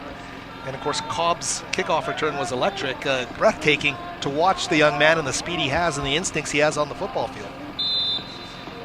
And that drive by Simon Fraser, you know, it wasn't a couple big plays. It was methodically moving the ball down the field, you know, 10, 5 yards at a time. And, you know, this offense can do that if Richardson is confident. And we'll see if he can continue to build on that success he had in his last drive. Used many receivers, including Buren. A low snap this time, an option pitch to Jana, who's going to gain a nice chunk out to about the 28 or 29-yard line. Certainly getting Jana in space is key. And we see them just option the end there. It's Western Oregon number 44, Heiberger. And when you get that kind of single look where the linebacker's got to choose between the quarterback and the running back, chose the quarterback on that one, and Richardson flips it out to Jana and picks up a nice gain on first down. So here come the Clan. Richardson very quickly to Buren, who can't hang on to the football. I think he heard the footsteps. And that was Joey Roos, I believe, the defensive back. Western Oregon brought some guys on that second down play. And it looked like Buren had some space. If he was able to break that first tackle, could have gone for a little bit more, but unable to hold that one, haul that one in. So Simon Fraser gave up the touchdown on 3rd and long. This time they are 3rd and short here, or 3rd and 3. See what they can do in terms of executing and finding a way to get a first down to keep this drive alive. Here's Richardson, slant, and Buren off his fingertips, can't make the catch. Just a little out of reach there for Buren. Yeah, and we've seen that route a couple times this afternoon. And it's there too. It's there. If Richardson sticks that in him, that's a first down for Simon Fraser, but unfortunately just out of his reach. But good to see Buren back in the game, heavily targeted. Yes. Looks good out there, moving well, and just as early in the first quarter, it looked like communication was just a bit off, execution was just a bit off between him and Richardson. Had some success here in the second quarter, hoping to build on that as the game progresses. So Hegarty, the freshman, in to punt it away. Rivas was back. What happened there? Shanked and going out of bounds at about the Simon Fraser 42-yard line. Ooh, not a lot of net gain there, Nick. That's a tough one. Put a 10-yard, 11-yard punt there.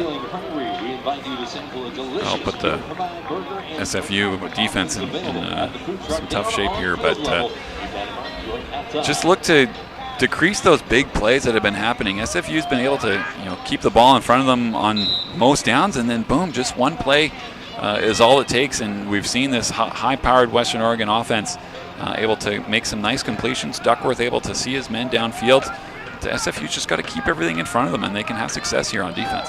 Well, great field position here, and the fake by Duckworth keeps looking downfield, scrambles to his right, puts it up, and has a man for the touchdown. It's Rivas.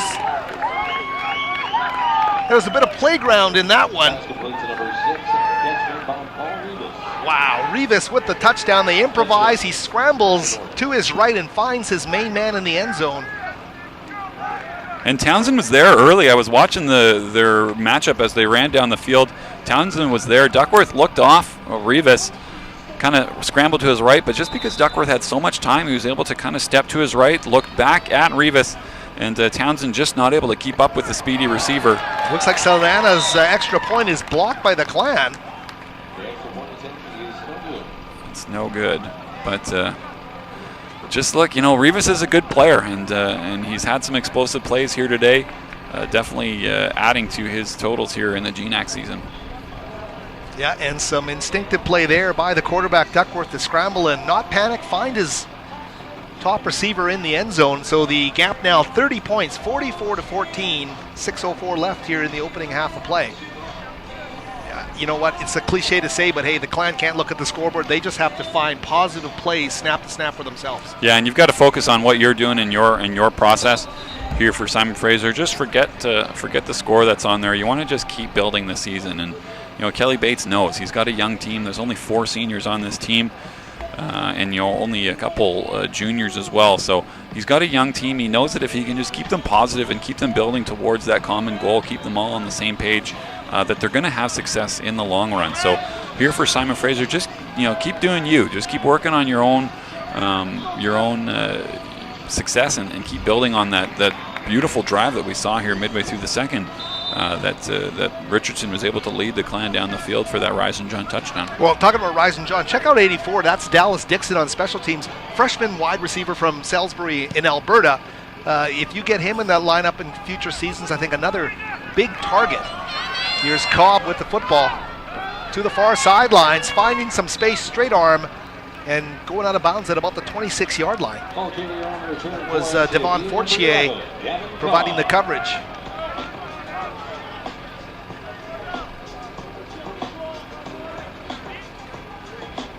Not an easy task for Kelly Bates and his coaching staff to go out there and recruit and try and bring kids into this program. But we had Farhan Lalji from TSN on 2 weeks ago. And the first thing he said as soon as he put the headset on was, I think this is better than the Canada West. I mean, he said it, and this is the first thing he said just on the whole overall. And I don't think too many people would argue that the best teams in the GNAC are very, very strong. Clan with a quick pass on first down, and that's going to go to Ethan Basalt. Creed Khan making the catch here. The salt for the play. Take a look at the Clan TV replay on that quick pass. Another freshman in the lineup there, Howie, and that's what SFU's got a cue on is they've got some young guys and just trying to keep them positive, keep them getting positive gains on first down and bring it up second and manageable here for Simon Fraser. Yeah, gain of 3 on the play, 2nd and 7 here for Myles, Richardson and company. Richardson looked to Buren, this time scrambling, finding a man in Cobb and just out of his reach. The coverage there being provided by Joey Roos. Yeah, and they tried that hitch and go again, faking that pass to Buren early and then trying to get Cobb out there on the wheel route, but Western Oregon was akin to it this time and able to not have a pass interference penalty like they had the last time SFU tried that play. But SFU still got a 3rd and 7 here, and we'll see what they can cook up on 3rd down. Haven't been super successful. Looks like they're going to take a timeout. Probably a smart call just to talk about this. We've got just over 5 minutes left in the second quarter, and this could be a big conversion here for Simon Fraser. Just talk about the option and what you've seen with Myles running the option, especially with Jana. Well, and they're both very fleet of foot guys, right? And Richardson, we see him sometimes out of necessity having to use his footwork to dance out of a pass rush. We've seen that throughout the season, but if you can always get your quarterback and running back in that option position where you're keying just on one defensive end, it's an easy read for the quarterback. And so if the quarterback, or sorry, for that linebacker or defensive end goes with the running back, the quarterback takes it up the field for 5 or 6 yards. And we've seen it earlier with if the defensive end decides to key on the quarterback, flip it out to Jana, who's also got some speed, and in space he's fun to watch. The SFU can use that to their advantage if they keep pounding that ball down the field and just trying to pick up some yardage here, some positive yards. Well, another big snap here for the Clan on 3rd and 7. Again, it looks like the option. It is this time just out of the reach of Jana. I could just sense that option coming, Nick. You watch a lot of football, eh, Howie? Must be. It's been so fun to watch Jana in space, and I know when he had his big game, was it against Humboldt State? I think it was a last loss. Season, yeah. But boy, a lot of that stuff came off the option too, and he's deadly when he gets into space. So unfortunate here for the Clan on 4th down. They're going to have to punt it away. Going to have to be especially wary here of not giving up something big on special teams. Haggerty, with the 10-yard punt last time, set Western Oregon up well, hoping to get another one here. But Rivas standing at his own 40-yard line. Western Oregon's going to get some good field position no matter what. This time right to him, and Rivas takes it at his 40. There's a flag thrown as a 15-yard return from Rivas takes it to the Clan 45. Probably a hold or a block in the back, which will help Simon Fraser's cause here. VarsityLetters.ca with my friend here, Howard Samura, is the most trusted source for high school and university sports news in BC. Visit the website today for news, in-depth interviews, and much, much more. I've had fun. Thanks for the plug there, Nick, writing about these Clan athletes. 10 yards from the spot of the foul. Had a lot of fun writing about Julia Howie, the cross-country runner, who's having an amazing season for Britt Townsend. Quite a story, Howie. Wow, is that our producer Gabe Linwe here coming through from the heavens, telling us that the Clan women's cross-country team winning again today at the Western Washington Invitational in Bellingham. I heard by 2 points, so one of the slimmest margins that you can win by. So good to see the cross-country team doing well. We'll continue to follow them right through nationals. Britt Townsend, of course, the veteran, doing such a great job with that group of men and women. Bit of a delay on a handoff there, and a tough run up the middle. That was Devon Fortier. They're starting to use him a lot more. The sophomore out of Canby, Oregon. And just a pump draw there. The quarterback fakes the pass and then just slips it into his running back's gut and rumbles forward for about 7 yards. That's a good gain on first down. So Fortier with a nice gain there gives second and very manageable here for Western Oregon. I mentioned the Simon Fraser team has 1 interception on the season. Another one, number 2, would be awfully timely here. Instead, they will run the football with That's Fanumeye. Fanumeye, yes. He will take it up to the 48-yard line. It looks like it moved the sticks. So some change of pace there for Western Oregon from the pivot spot gives them a first down. First and 10, Western Oregon. Myles Richardson has taken, I believe, every snap this year for Simon Fraser. He's been a workhorse there for Simon Fraser, and he's getting hit a lot, getting a lot of pressure in his face. So good to see that kid stand in there and make some confident throws. Fanumei will stay in the football game, take the shotgun snap, and fakes the handoff, takes it up the middle, and takes a bit of a pop there from Meinecker. But a big gain there, about an 8-yard gain, as we take a look at the Clan TV replay. Really sold the handoff, Nick, and did a great job of exploding up the middle. And Fanumei can run the ball. He's run it 9 times on the season for 43 yards. He's definitely more that option quarterback. We've seen him run in the past as well. Last year down at Swangard Stadium, I believe he had a rushing touchdown. So Simon Fraser, a different look here at quarterback, but now, he still is in there, Fanumei. And so they're going to have a couple different cues with that option read type quarterback in the backfield. This time the handoff to Forte. No, he keeps it again. The option pitch on the edge. And Simon Fraser read it well, and I think it's a loss of yardage, maybe a loss of about 2 or 3 yards on the play. That's a good stop in the backfield there. I believe that's number 49, Grossi. Good to see him back on the field. He left earlier, but looks like his leg is just fine. Simon Fraser with a big stop on second down, actually moving the Wolves back to 3rd and 4, and just able to read that option well. And that's what Fanumei can do, but SFU was very smart and disciplined and able to keep their gaps and create that stop in the backfield. See what happens here on 3rd and 4 for Simon Fraser. 3rd down has been a bit of a bugaboo for them today. Duckworth is back. And he's going to put it up, and this time they are unable to connect with Rivas on the 3rd down. Jaron Bailey was there with the coverage. But the throw off, and Rivas seemed to slip there, so Simon Fraser's defense doing a good job. Are they keeping it on the field, Nick? Are they going to go for it? I think they're going to, at this position here, you're probably going to go for it. SFU is going to take a timeout, and while we do have a moment, we're going to mention a couple of our sponsors here. The SFU Spirit Shop has SFU branded clothing and merchandise and is proud to support SFU athletics. It's located at the Burnaby campus in the Maggie Benson Center. Come there to pick up your SFU athletics swag today. As well, we'd like to thank Charter Bus Lines. Charter Bus Lines is the official motor coach of SFU athletics and is proud to support SFU football and all Clan teams. Charter is dedicated to providing safe and comfortable transportation to and from your games throughout the Pacific Northwest. Visit them at charterbuslines.com. And you talked about soccer here tonight on Fox Field. That team coached by Clint Schneider doing a great job. There's been they've taken a couple of lumps here early in the season, but it's early and they've got plenty of time to bounce back in the GNAC. Well, ranked number 2 in the whole Division 2 earlier on in the season, but dropped 20 spots after a loss and a tie last week. But a big bounce back victory on Thursday night against Northwest Nazarene, a good 3-1 victory. And then again, like I mentioned earlier, taking on Montana State Billings in a big game tonight. So they'll go for it on 4th down with the Wolves of Western Oregon. Duckworth back to pass, all kinds of time. Another deep ball, Bailey back there, and he tips it away from Rivas. No flags on the play. Victory for Jaron Bailey there in a big play. This is a coming out party for number 13, Jaron Bailey, having a nice game here today. Did get called on that pass interference earlier, but has made 2 nice plays. Rivas is one of the best receivers in the field, and Bailey is there in single coverage, step for step with him, and able to knock that ball away. Defensive play of the game for Simon Fraser, because that 3rd down, as we've been telling you, the Clan defense has been burned by the deep ball, but this time Bailey, a great job to knock it away from Rivas.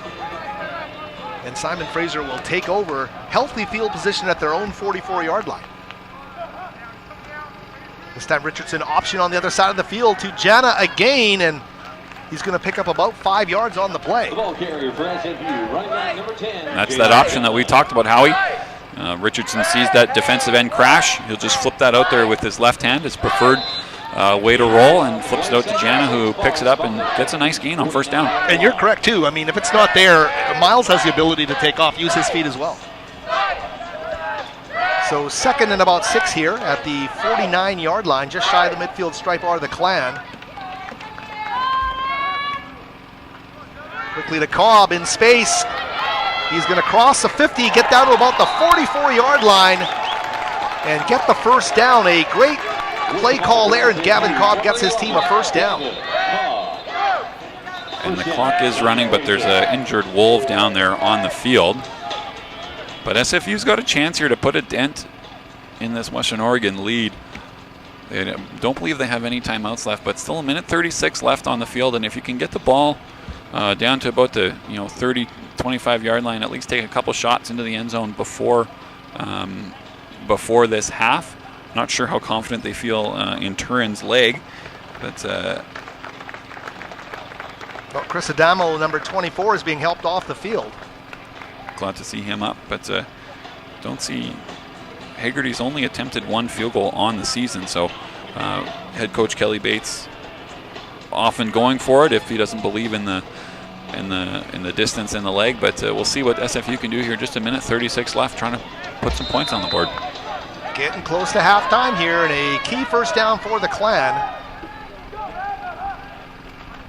Richardson, he looks to the far sideline to Ryzen John with a catch. Ryzen John down to the 11-yard line. What a throw by Myles Richardson.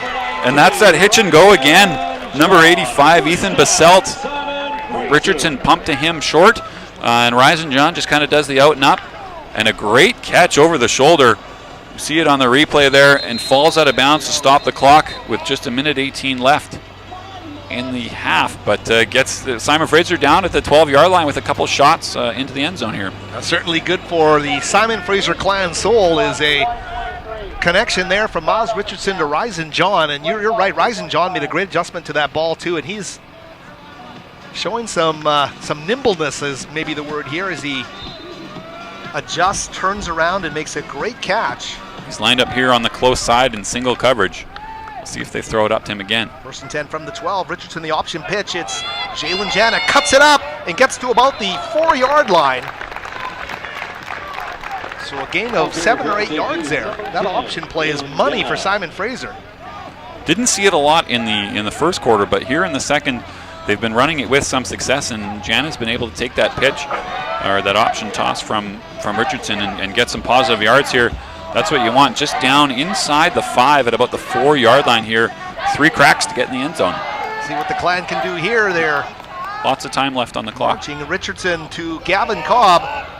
Fights for some space and now is just trying to gain everything he can down to about the 3-yard line. I'm sure they'll mark his forward progress well inside the 5. Number 11, Gavin Cobb. Yeah, down about the 2. The clock is running, but again, tons of time here for Simon Fraser. Clan out of timeouts here. I think Western Oregon might have taken one of their timeouts to stop the clock, maybe get the ball back. We'll see. A positive gains for Simon Fraser, when the last couple of weeks have been extremely tough on this Clan team's offense. Being held pointless last week in Central Washington, scoring only 8 points against Azusa Pacific 2 weeks ago. So these 14 points in the first half are a bounty of offense for Simon Fraser. Big time, Howie, and it's just good to see the offense clicking a bit as they bring out the sticks here. Sorry, I thought that it was 2nd and goal, but they're going to actually measure to see if this is a first down, which would give Simon Fraser 4 cracks. Now they're going to be inches short, it looks like. Oh no, they have got it. 1st and goal. So now they've got lots of time, Howie, minute and 8 seconds.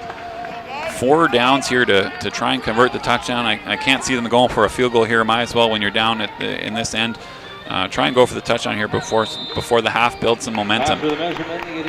Certainly you'd love an Ante Leitra type fullback in a situation like this, but they have Jalen Jana doing a great job out of that option. And this time they'll pitch it again, and Jana, with space, tries to fight his way and is going to get taken down. I think he's going to lose about 1.5 yards. Clock ticking down to 48 seconds as the Clan get in. They've got time. They do no huddle, but they've got time here, Howie. So 2nd down now. Flags fly. Not what you need there on 2nd down.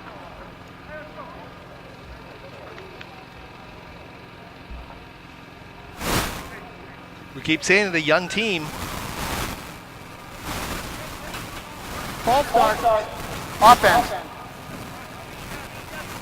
False start is the one thing you don't want to hear at this point. Getting in on the shadow of the goal line and unable to Number 71. Forward progress here. By rule, the clock was running. There will be a 10-second runoff. Please reset the game clock to 27 seconds. Yep, and because of that all-star penalty with the clock running and no timeouts for SFU, there's a 10-second runoff, so it's down to 28 seconds. But again, still some time here for SFU to take some shots in the end zone. Just need to keep their composure here. As Richardson takes a long snap, he's going to scramble. He's going to run, and Myles Richardson. It's going to be down at about the 1, and they've got 10 seconds left. They've got to hurry. They're sprinting 10, 9, 8. They're going to spike the ball here and have one shot left before the half. And they will indeed do that, Nick, and they will take their chances here with 4 seconds left. The scramble effective, but in terms of clock management, maybe not what you wanted there. Well, I thought he would have gone out of bounds there, but I think he saw a light there to try and get into the end zone and score. And you know that he's a competitive person, right? He wants to put points on the board, so if he sees that opportunity there, but still, time left on the clock, 4 seconds left, one play here. SFU is going to try and punch this into the end zone, which would be a big momentum. But on the flip side, for Western Oregon, a stop here would be a big momentum shift. 1 yard line, the ball on the 1 yard line, one play here for the Simon Fraser clan. Richardson changes direction, gets it knocked away, and the clan will not score as the clocks hit 0. A tough break for the Simon Fraser clan here right at the end of the first half, Nick. And that option was just read well, Howie, and Western Oregon with that big stop before the half. But here we are, end of the second quarter. Western Oregon 44, SFU 14. We'll take a short break and we'll be back with you for the start of the third quarter. For me, one word to describe competing for SFU is experience, because my student-athlete journey has been filled with lessons and encounters that have allowed me to grow as an individual. All of these experiences on and off the field will help me succeed in the future.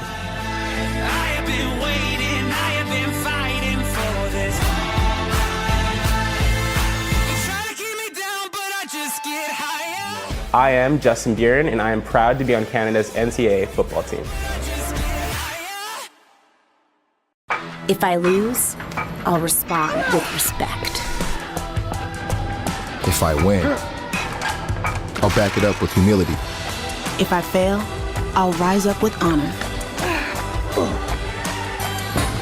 It's tough for us to put it all on the line. Don't undo my hard work with poor sportsmanship. Respect. It's the name of the game. Hi, my name's Taylor Dryden and I'm from women's basketball. I'm here today with some of my teammates, Mike from men's basketball and Nathan from track.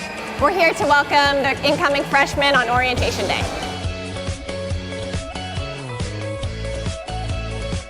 I'm from the women's basketball team. We're just going to do a few things out here, so. You want to play me one-on-one? Yeah. All right. Sometime. My name's Michael Provenzano. I play point guard for the men's basketball team here. And just on behalf of men's basketball and athletics, I want to welcome you guys out to SFU. Hope you're enjoying Welcome Day today. Something kind of cool about athletics is that we play NCAA Division II. And we take great pride in that because we are actually the only school in Canada that does that. And so we want to encourage you guys to come out as much as possible. Not only does it make it a better environment for you guys, but it also makes it a better environment for us. I do think that there are some parallels between athletics and academics. The first thing I think of is sacrifice. Generally in life, if you want to be good at something, you got to make sacrifices on a daily basis. The next thing is organization. I think that was probably the biggest thing for me. And the last thing, it's kind of cliche, it's no secret, but it's just the work ethic. You got to work hard, like in anything, put the time in, and the results will come. Thanks for having me, appreciate it. Go Clan!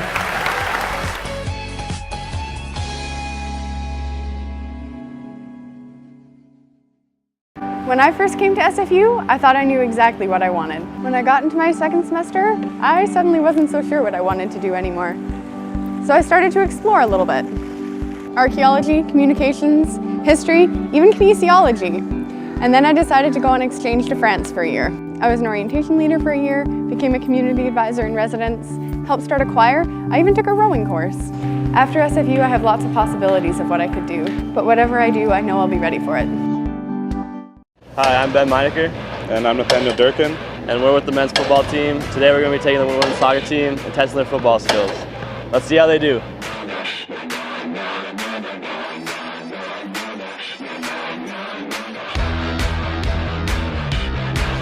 can't even reach. I feel like a T-Rex. It's like stuck. It's like a mini dress. There goes that little bear. Yes. How do you see in these things? With your eyes. Yeah. Oh, it smells so bad. Okay, it smells bad. We are ready. First off, we're going to teach them how to catch some touchdowns. Let's go. Ready as I'll ever be. Easy. Yes, Janice! I'm not doing diamond. Right, so look for the ball, look for the ball, look for the ball. That sucks. Right there. Look for it. Go get it, go get it. I get the number! I need to redeem myself. Oh, go get it, go get it. Yeah. Now it's the hut.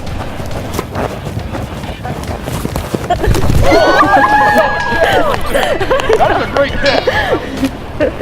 I got it! So we saw how well the soccer girls could catch. Now we're going to work on their tackling and coverage.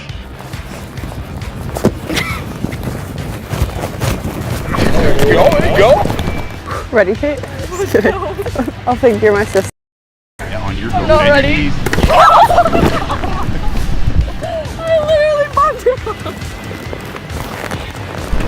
That's not too bad. Our helmet's just like... We'll just switch spots now. What do I do? Pick her up? Okay, she's really tall, but I can try. Are you ready? Just like that. All right, Tannis. If you're getting the ball thrown at her, Sure. I'll swat it. All right, here we go. Now it's the hut. Oh, there you go, you got her. Go get it. Go get it. Finish! Celebrate. You better celebrate now.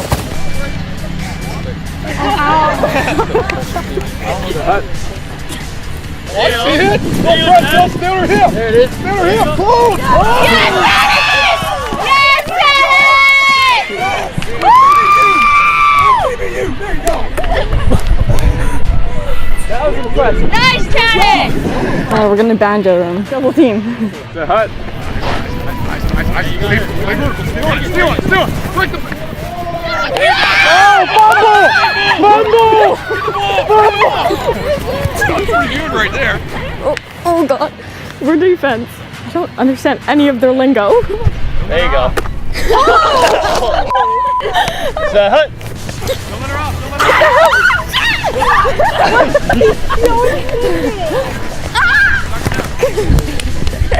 That's defensive champions right there. That's what I like to see. Carly, thanks for playing defense. So we've seen them work on their offensive and defensive skills. Now we're going to work on special teams. Let's see if they can kick some field goals. All right, who's first? I feel like this is going to be a lot different than kicking a soccer ball. There's no way I'm getting that. One for one. That was good. Go, Claire. That's what we like to see in soccer. That was good. Don't miss. It's not on the green. We got two soccer calls. You know what, Claire? We're better at soccer. That's all we need. Come on, Tannis. Celebrate. Tannis, you're gonna miss. Come on, Tannis. Yeah! That was good. So the girls showed us that they had some hands. They scored some touchdowns. The offense was pretty dominant. Defensively, our tackling was pretty good. We could work on our coverage though. We're gonna watch the film. We're gonna get better. Thanks for having us. And thanks for watching. SFU on 3. 1, 2, 3. SFU. Good job.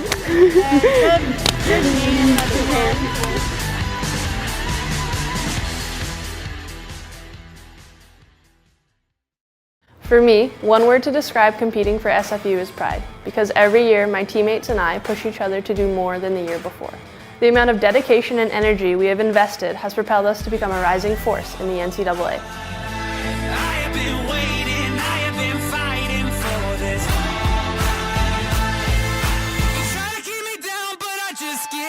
I am Michelle Waters, and I am proud to be on Canada's NCAA women's golf team.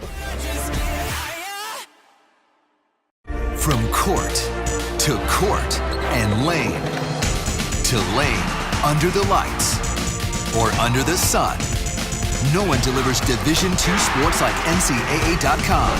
The center of D2 is inside the NCAA.com hub, with exclusive highlights of every sport and live broadcasts of every Division II championship found nowhere else. Make NCAA.com yours, the home of Division II college sports. For me, one word to describe competing for SFU is success, because our program is built on a strong championship history. Every day, our team trains to win so that we can rise to the challenge of achieving more than the years before.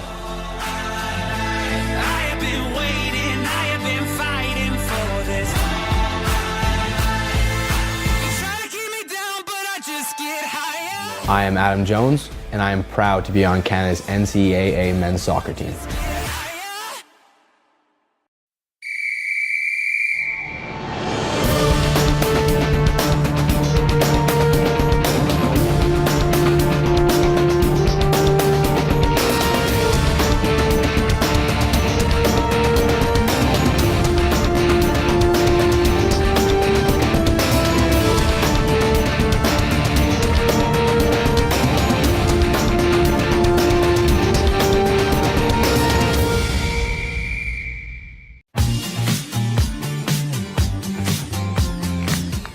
Hi, my name's Kaylee Bowering and I'm a senior on the SFU women's soccer team. Come join me behind the scenes at one of our practices. You guys can't say to me today. I'm gonna stand by Carly the whole time.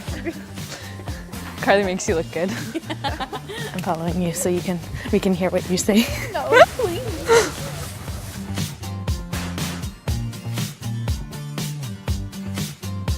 When Nadia's with the twins.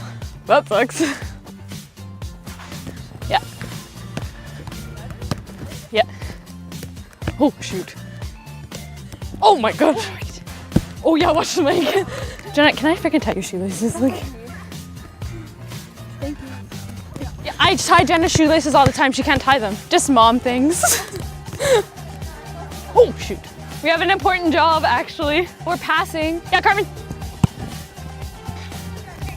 Yeah, Hollis. Yeah, Lauren.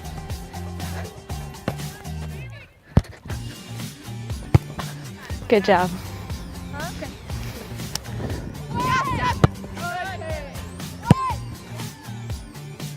I concussed my ankle.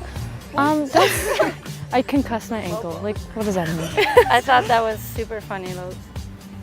Haha. Guys, the paparazzi's following me. Yeah, I know. Oh, look at her on the ground. What the Like, what do you do? She broke her back. Yeah. She's paralyzed. I'm not kidding. I can't move. Like, it hurts so bad. I'm not kidding.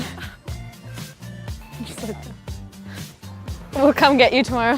How was your practice? Right. Ew, you're so wet. Yeah, do you know how many shots I just had to take right there? No, I wasn't watching. I was like dead. Jenna? There's no helping that. Let's go, buddy. Thanks, guys. Way to fight through it. Jen, the good thing is you made it. You got up. You survived. You survived. You're a survivor. 1, 2, 3. Team. Bye.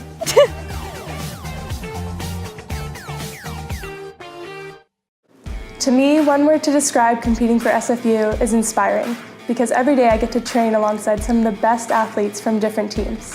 Their accomplishments push me to work hard so I can leave a legacy on my program.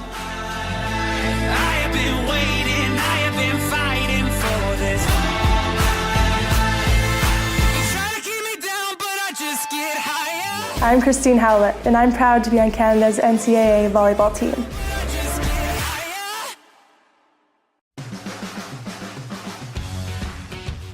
Hi, my name is Brendan Shaw. I'm a junior on the varsity men's soccer team. Join me today and we'll take you behind the scenes for a training. Let's go. 30 for 30, man. So be ready, yeah?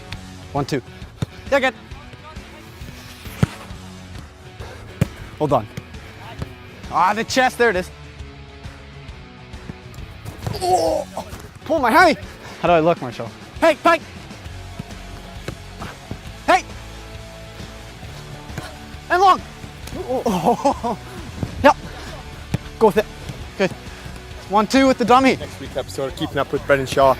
Does he earn that starting spot? Get my own reality TV show, man. As long as me and you are on the same team, man, score some bangers. Aiden Bain, let's go, baby. Away. Yep. Good, Bjorn. Well done.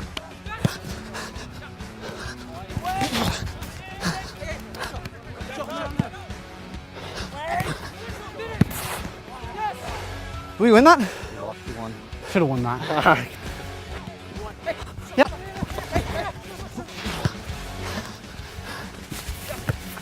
You just tied that game, man. Mateo, catch me on Instagram at Mateo Polisi at 10. I'll get you all the followers right now. At Mateo Polisi. Yep. Here. Oh! Hey, first team, bro. Here. Well done today. You know, we played well yesterday, and the guys who trained today was really intense. So make sure you recover, and we'll come in fresh next week, ready for the first game. So well done.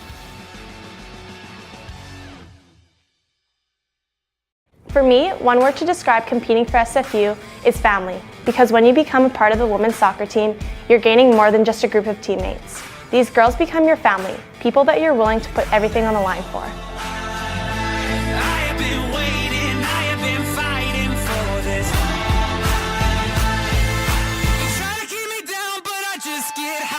I am Michaela Guerrero, and I'm proud to be on Canada's NCAA women's soccer team.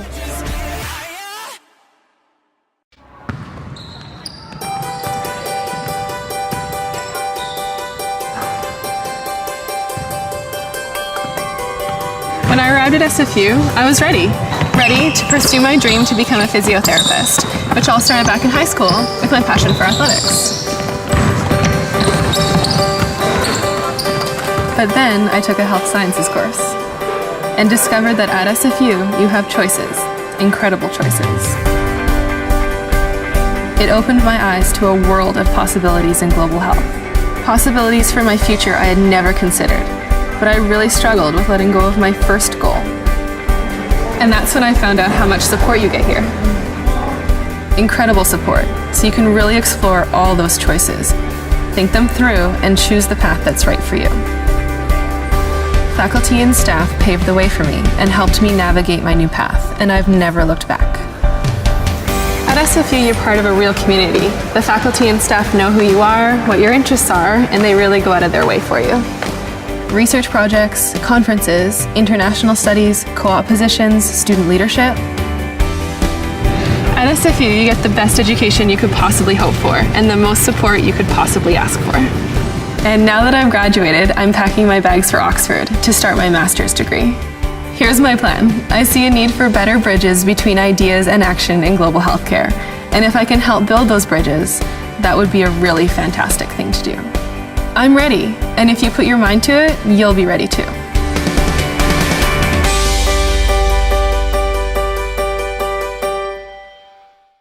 Mental illness is something anyone can suffer from.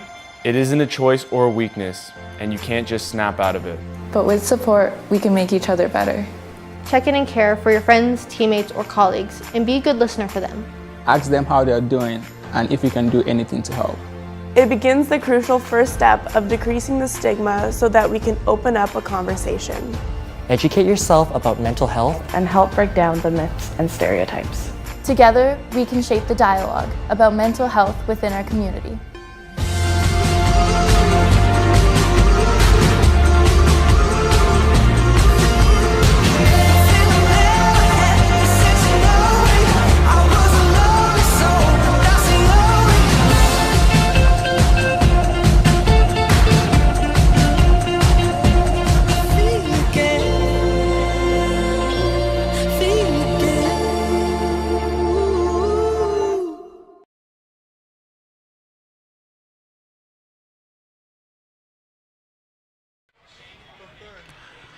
All right, ladies and gentlemen, welcome back.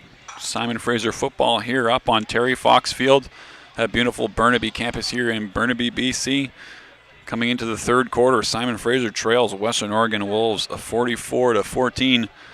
I'm your play-by-play analyst, Nick Sersky. Howard Samura on his way back into the booth. A couple interesting first-half stats here for Simon Fraser. We talked about Mr. Richardson struggling a little bit in the first half, but in the second was really able to up his completion percentage. He's 13 for 26 for 100 yards and a touchdown, and of course that long touchdown to Rise and John, the 10-yard catch. John also with, he had 3 receptions in the first half for 51 yards and the long of 32. Buren, the most targeted receiver here with 5 receptions for 30 yards on those couple quick completions that he's had to his left and right sides. Of course, the big special teams play by Cobb. Cobb has had 5 returns this afternoon for 210 yards and a touchdown. The official statistician put the kickoff return at a 99-yard touchdown. Simon Fraser getting down 14-0 early in the first quarter. Rivas with a 9-yard pass, and then Paceno recovering that return into the end zone, giving Western Oregon a 14-0 lead. Cobb answering, though, with that 99-yard kickoff return. 23-yard field goal by Saldana with 6:51 left in the first quarter gave Western Oregon a 17-7 lead, and then another long catch by Paceno, 56-yard pass from Duckworth, giving Western Oregon a 24-7 lead with 3:52. Western Oregon once again Tungstad with a 12-yard completion, building their lead to 31-7. But Rise and John answering with 8:10 left in the second quarter. Nice pass from Richardson, getting SFU a little bit closer at 31-14. But 2 more big plays, the 56-yard reception from Paceno and a 41-yard pass from Rivas, building that lead to where it is at half, 44-14. And Howie, as we start the second half with Western Oregon going to receive, thoughts on the first half and how we looked. SFU really built that offense up to do a lot better in the second half or second quarter, and their defense with some good stops as well. Defense played great. I thought really had some chances to dig in their heels and get some confidence in just who they are as a team. But I love what you said about Justin Buren, how you love the fact that Myles Richardson, finally they're targeting this guy more. He had 5 catches in the first half, and I think built a lot of, I think it's worth investing in building Justin Buren's confidence back up to be the kind of player he is. He's a game-breaking type of talent. Yep. And just happy to see him back on the field. As we mentioned, he missed last week's game, and he's the most targeted receiver for SFU as we start here the third quarter. And the Simon Fraser clan, as Nick says, will kick it off.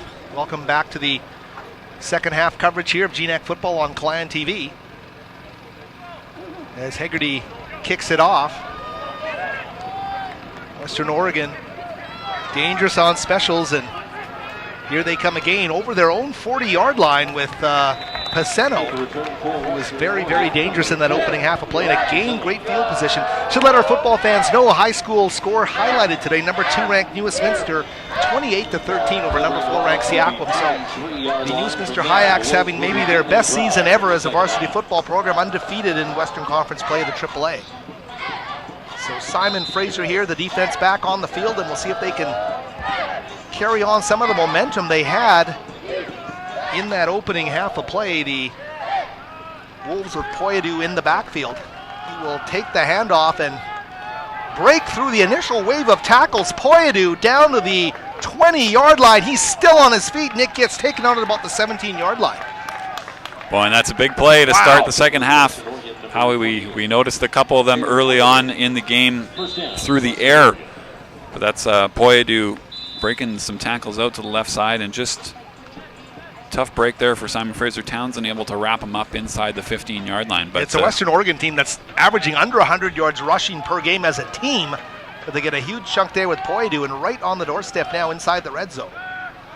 Duckworth, a delay handoff to Poyadu again. He's still moving, and he's going to get inside the 10-yard line.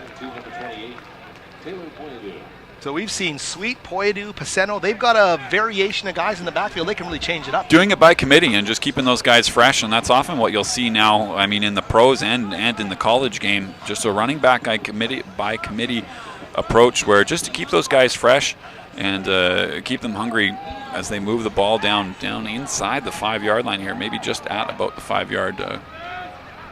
And Duckworth at the controls with a 30-point lead, the opening drive of the game. This time a handoff to number 20, Sweet. He's going to work behind his lineman and get down to about the 1-yard line. The ball carrier, number 20. Stop short of the goal line, but they will pick up first down there. Excuse me, Nick, sorry to interrupt. And that indeed was Poyadu, number 28. Just a good run there, but there are flags. That hold's going to bring them back. It's a nice break for Simon Fraser. Holding penalty will make that 2nd and 11, 2nd and 12, depending where they enforce that from. So a chance for the Clan defense to redeem themselves here and do their best to hold this vaunted offense, which put up 44 points in the opening half of play. Western Oregon doing a good job there. I think the sense of relief from the Clan fan base here that Simon Fraser, they were able to put up a couple of majors on the board in that opening half of play after a very frustrating 2 weeks of play. If you're a Clan football fan, 8 points against Azusa Pacific and none last week in the shutout loss to Central Washington. So it's like a breath of fresh air here in a sense. And just some positive steps here for the offense. Richardson, while struggling in the first quarter, really looked confident there in the second. Unable to punch that in with that late drive, but looking better on offense, and now we need some defensive stops here for Simon Fraser as well. Duckworth gets it off before the Clan defense can get there. That is out of bounds. Paceno making the catch, but he had already stepped out of bounds. The coverage on the play there from Ben Meinecker. So that'll bring up 3rd and long here for Western Oregon.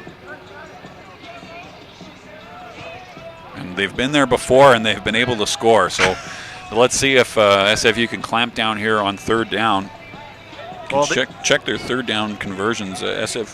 Western Oregon's 3 for 6, and I do feel like all 3 of those were probably those long scores. They were absolutely deadly. You're right about that, and we'll see what the Clan defense can do here. They got to watch the run as well, because Western Oregon has come out pounding it all along the ground. They will get a big stop there, and the tackle there is made by Brad Lyons. There is a flag, but I think it's going to be a hold. It'll be a decline. We'll see what Mr. Referee says. Number 54, penalties decline, 4th down. And that's a nice stop by Simon Fraser. That'll bring on the field goal unit for Western Oregon, and you can consider that a win. That's a win. After that big run, we'll see it on the replay. That's just good pressure there. That's number 50 for the Clan with the sack. That's Brad Lyons coming out of from his linebacker spot, making a nice play.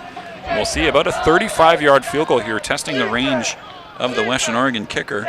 Saldana up with the kick, and it is through and good. But as Nick says, a victory there after the huge run by Poidu.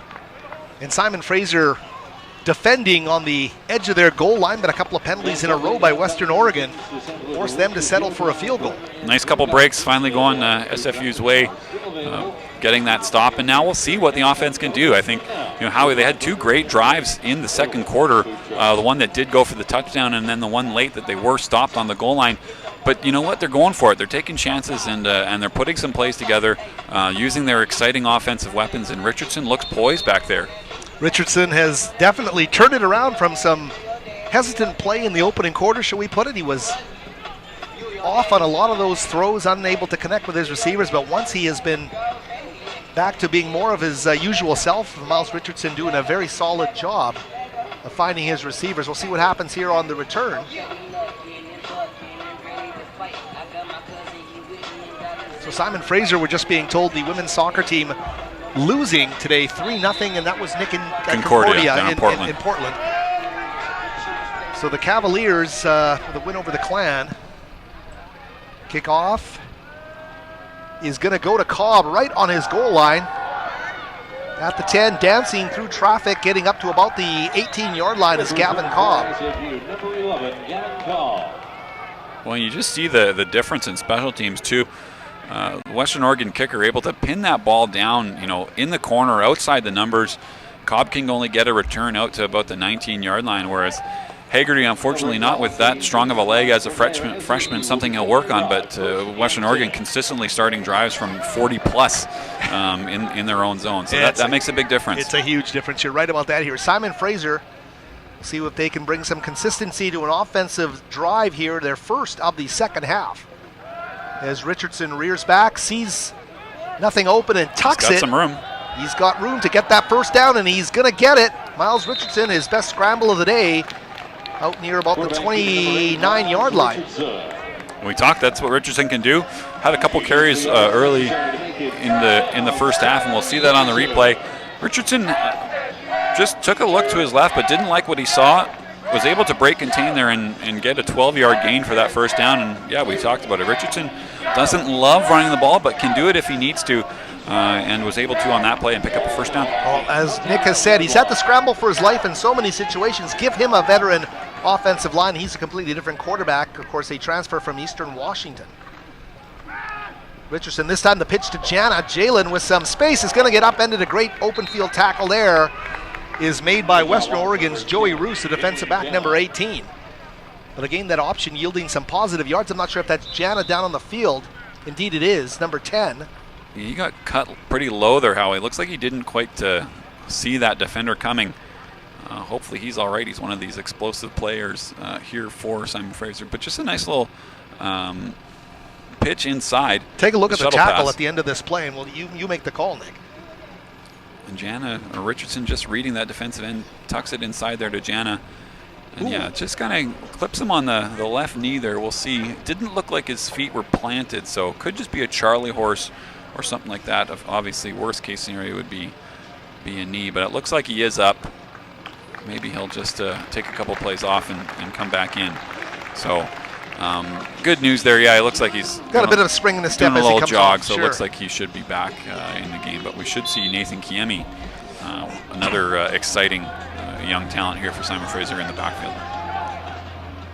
So Kiemi is the running back, and this time Richardson to the sideline to Buren.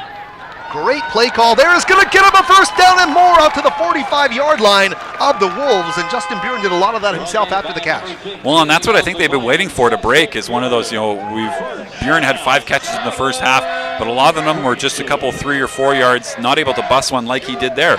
But Buren, we see that explosiveness that he has, and just able to bust through that tackle and gain about 15 yards on that play. So great job there from Richardson to Buren, and Simon Fraser in Western Oregon territory.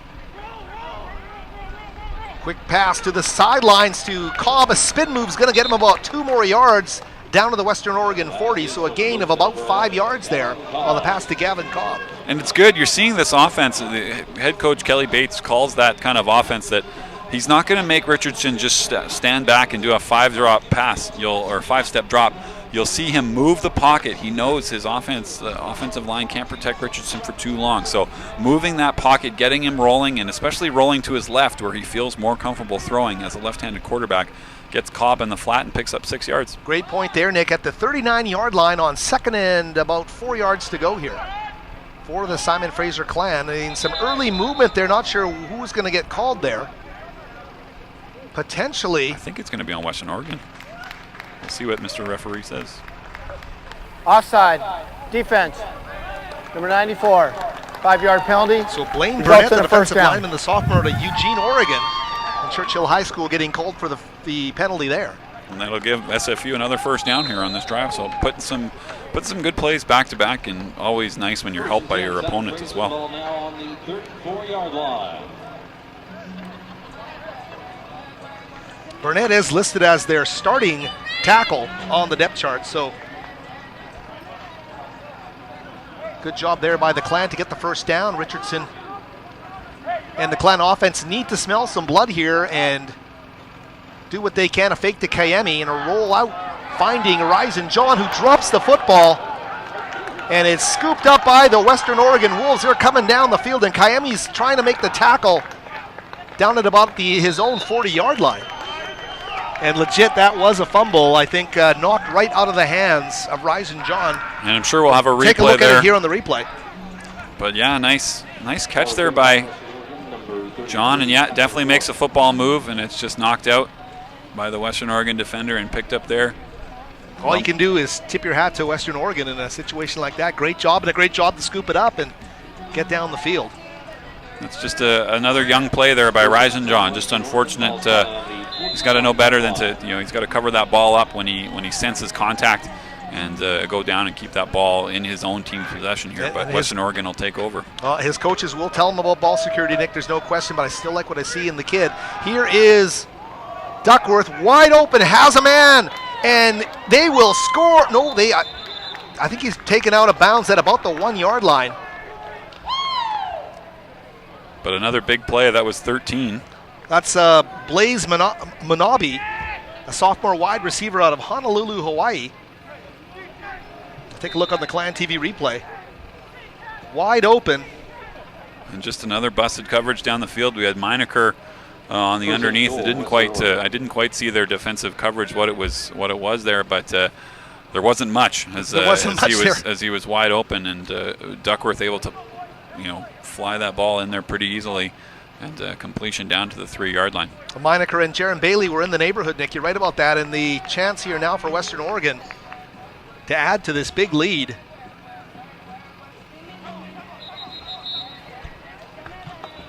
Another look at that play to Manabe, knocked out of bounds at the last second by Jaron Bailey. I think we had a flag here as well. Offense, number 12. 5-yard penalty, first down.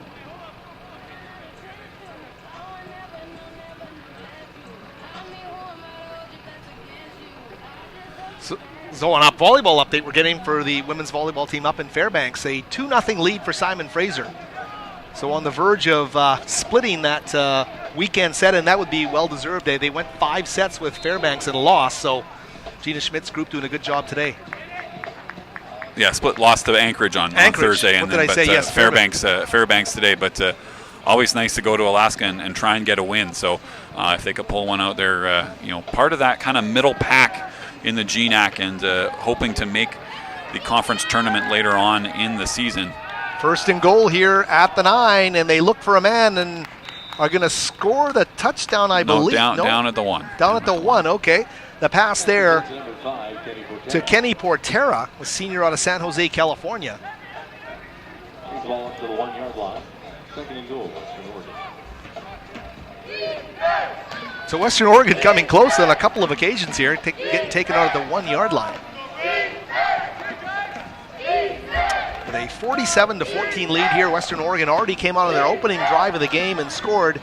Simon Fraser held them to a field goal on their next possession, but here they are knocking on the door again after the fumble by Ryson John, finding a man in the end zone for the touchdown, and that will score Rivas with his, I believe, his second grab right in the end zone today. And actually pretty good coverage there from Bailey, who was, again, in single coverage against Rivas. I mean, now when you're down in the end zone, you're going to see a lot of single coverage there, especially with SFU or Western Oregon loading up the box so much, brought in a couple different tight ends. And Rivas just with an out route into the corner, and Duckworth put it in there quite nicely. Tough for Bailey to defend that one, and another touchdown for Western Oregon. Extra point is through, and you got to say Rivas, if you're going to say anything, he's got the it factor, doesn't he? I mean, he is not a big guy, but he finds his way around the football field very well. And in just the first half alone, he had 4 catches for 68 yards, and we see that on the replay. That will be his 3rd touchdown of the game. Prospective GNAC Offensive Player of the Week here. We're seeing before our eyes. He's having a great day here. And he's having a great year, a great career, doing it all for Western Oregon. We've seen him lined up in the backfield. He's done a number of different things, including lining up on the return game as well. So Paul Rivas doing a terrific job here as the Wolves take a 40-point lead, 54-14. Today's game is live streamed in HD, and you can watch it at athletics.sfu.ca/live. The game will also be available on demand after the game at athletics.sfu.ca/on-demand. You know, if you're a Simon Fraser sports fan and you go into the archival areas and want to spend time watching past broadcasts, days. You could spend days. You could. If you want to hear our beautiful voices as you go to bed, you can pull up previous football webcasts. It's a great time. That's right. Nick and I happy to bring you Clan football here on Clan TV as Gavin Cobb, a kickoff return, working so well behind his line, and that is a young player showing some veteran poise behind his blockers. Yep, good patience there. Oh, a late flag here. Wonder what that was. Looks like a flag down at about the 18-yard line. Cobb took that ball out to about the 32. Offense. Correction. Receiving team. So a penalty against the Clan. 10-yard. After this is penalty. That was a super late flag. I'm not sure where that was. Probably won't be able to catch it on the replay, but boy, that backs Simon Fraser up inside their own 10 down to their 9-yard line. Half the distance on that call. So, yeah, exactly. Ends up being a 9-yard penalty back from the 18-yard line. Spot of the foul. So Simon Fraser hemmed in after a nice return by Cobb is wiped off the board. Another long field to go here, but we've seen it before. SFU's been able to put together a couple drives here, and hoping to do that here as with their first drive in the third quarter. Kayemi this time with the football, and he is going to surge forward for some positive yardage. Great to see Kayemi making some nice strides, but I don't know what that says about Jalen Jana's health at this point. Yeah, we'll see. Can't see him down there on the sidelines. Not sure if he's just down on the trainer's table there, but of course this is SFU's second drive, offensive drive of the half. And a good gain there by Kayemi, just following his blockers up in the middle and hits the hole hard. 2nd and 2 now for Simon Fraser. So Kayemi, a nice job there with a nice surge, and he'll stay in the game in the backfield. With Myles Richardson awaiting the snap. On 2nd and 2, Richardson with some time, but the pocket collapses quickly, and he is taken down. And it looked like he was looking at Buren there with coverage by 25 Parnell. And it was a long developing route. Richardson just didn't have the time to sit back there and wait for that out and up to develop. Takes the sack, but doesn't throw an interception. And again, 3rd and 5 is manageable. Yeah, manageable for Richardson, a loss of 2 yards on the play. 6:50 left here in the third quarter. Another big down here for Simon Fraser in terms of coming away with some positives here. They would love to be able to convert on 3rd down here. A low snap. Richardson's going to take it, put his head down, and come up short of the marker. It's interesting. They bring a tight end in, tight left there, and then run that option to the short side of the field, hoping to catch the offense off guard. But Western Oregon was has seen the option before here in that first half multiple times. So Simon Fraser stopped on that 3rd down play, bringing up 4th down and about 2 yards. So the Ferndale Golden Eagle, Hegarty now in to punt the football away, the same high school that produced the NFL quarterback Jake Locker. And here is Hegarty awaiting the snap. Rivas will take it at the 47 of the Clan, and quickly Kayemi there to take him out of bounds at the 45, but great field position again for Western Oregon. Well, and when the offense is sputtering and not picking up first downs, and the punt returner's standing at midfield to receive the punt, you're in bad shape. So SFU's going to have to clamp down here defensively again. Already 54-14 for the Western Oregon Wolves. Just under 6 minutes left in the third quarter. And this defense just has allowed some big explosion plays, and you just can't have that. Got to keep everything in front of you. We know Western Oregon's an explosive team, but hopefully here they can stop some of those big plays. It's a handoff. Gain of about 4 yards there. Nice surge forward by the Wolves. And carrying the ball there, number 28 was Poyadu. But you're right, so many of those breakdowns, busted coverages in the secondary lead to huge gainers, if not touchdowns, for Western Oregon today, who put a lot of points on the board.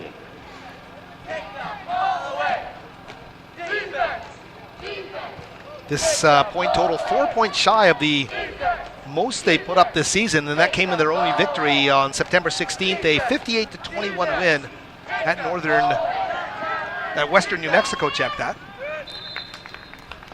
Fanumei in that quarterback running that option once again. He just keeps the ball himself and picks up that first down.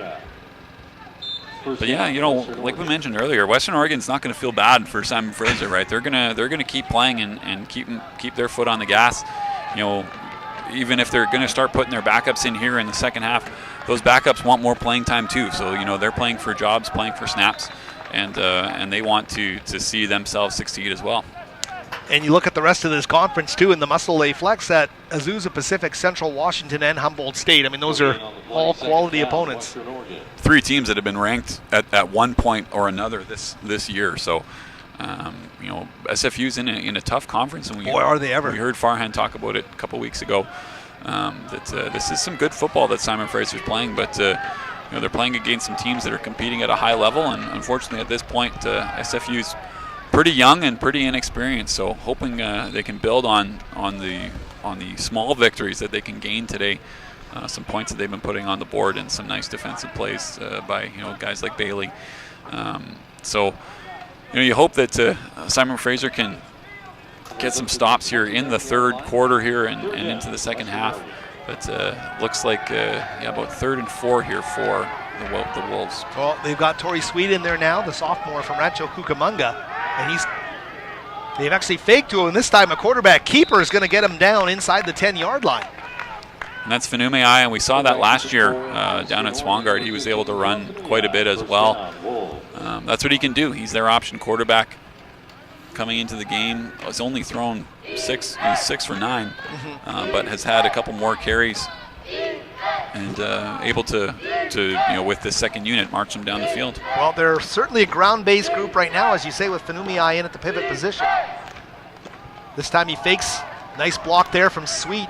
Fanume looks downfield, and he's going to go in for the touchdown. So a gain, just like that, Western Oregon.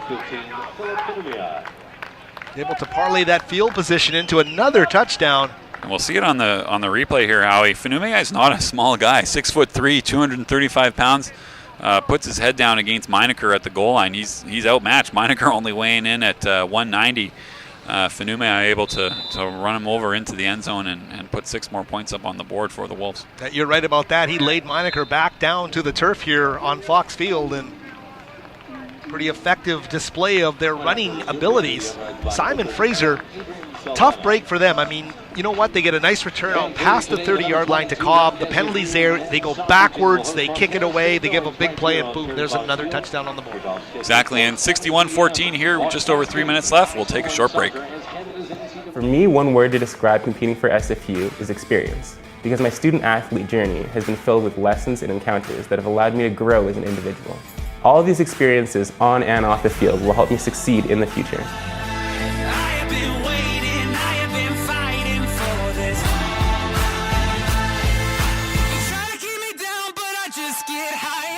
I am Justin Buren, and I am proud to be on Canada's NCAA football team.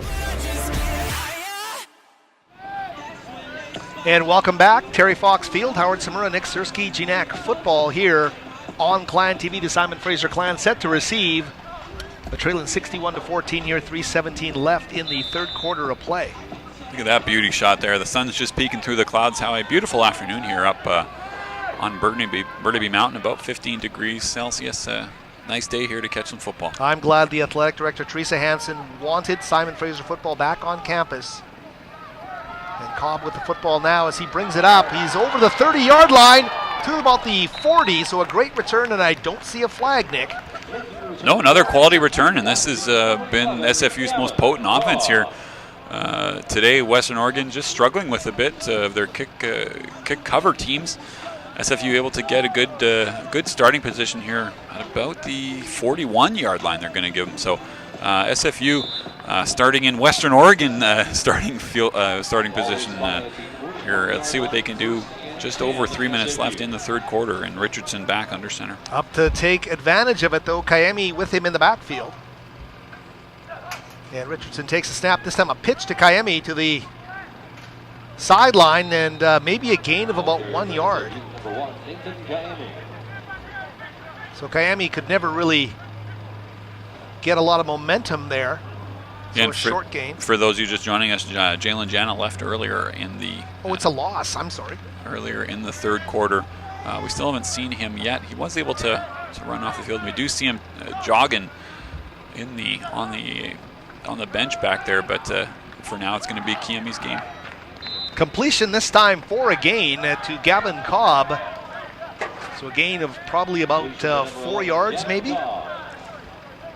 Still going to bring up third and about 6 here for the Clan.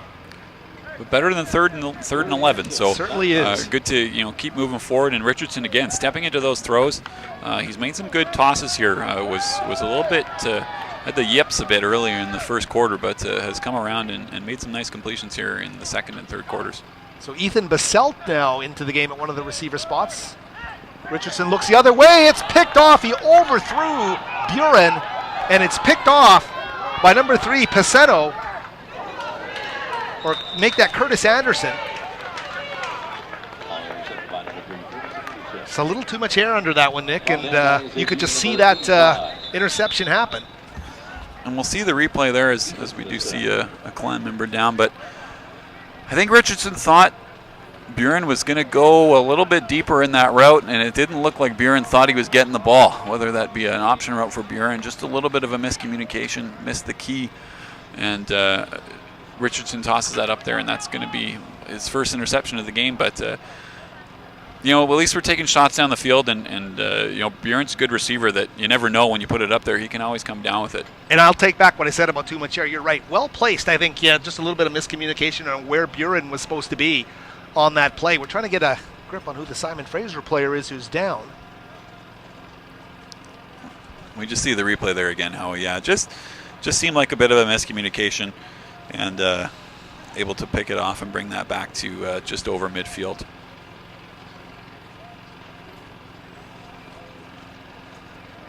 Don't want to guess, but we'll just wait a little bit longer here so we can see.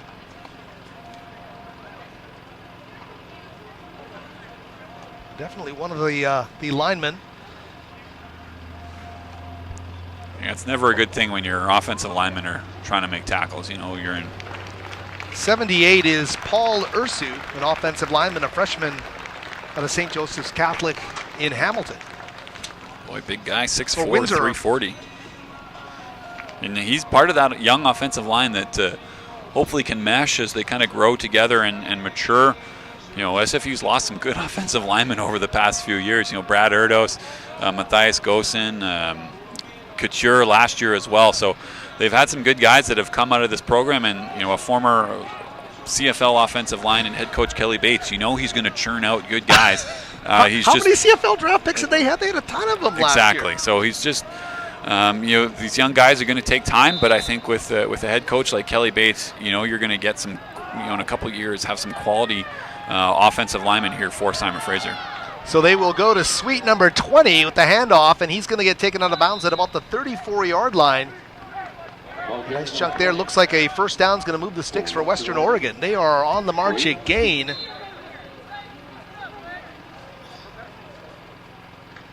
So first down for the Wolves. We're running towards the end of the third quarter play. A minute 35 left here on Clan TV. Fanumai continuing to take the snaps at quarterback. This time a handoff for another big gain is going to go to Devin Fortier. Canby, Oregon native, the sophomore. And Western Oregon, Nick, they are getting huge chunks of yardage on every handoff here. Yeah, just running the ball down the middle. We see it on the replay there, Howie. And just kind of at will running down the middle of this SFU defense. SFU's got to tighten up here now down inside the red zone. We talked about it being as run-based as you can get right now for Western Oregon. Fortier again with the carry.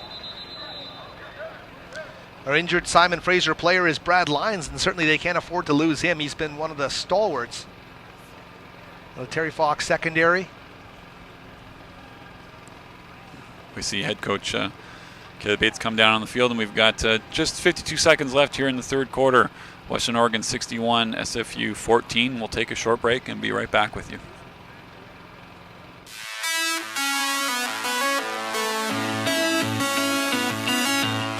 One word to describe competing for SFU is tradition.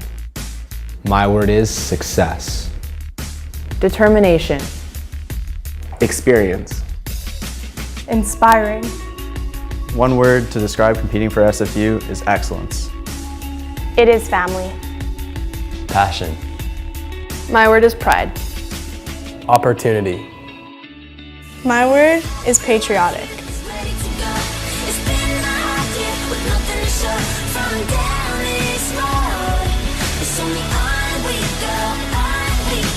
I am Sophie Swan. I am Adam Jones. I am Peyton Smith. I am Justin Guerin. I am Victoria Saunders. I am Braden Charlton. I am Michaela Guerrero. I am Graham Miller. I am Christine Howlett. I am Adrian Vanderhelm. I am Michelle Waters, and we are proud to be on Canada's NCAA team.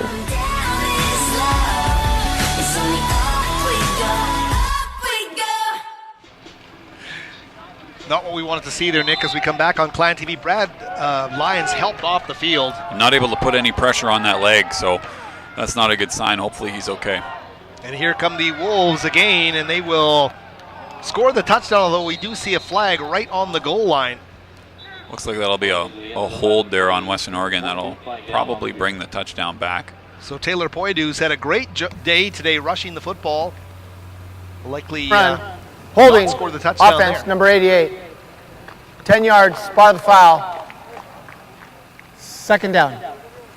If I'm not mistaken, they called the penalty against number 88. So wide receiver Wesley Gray getting called for the penalty.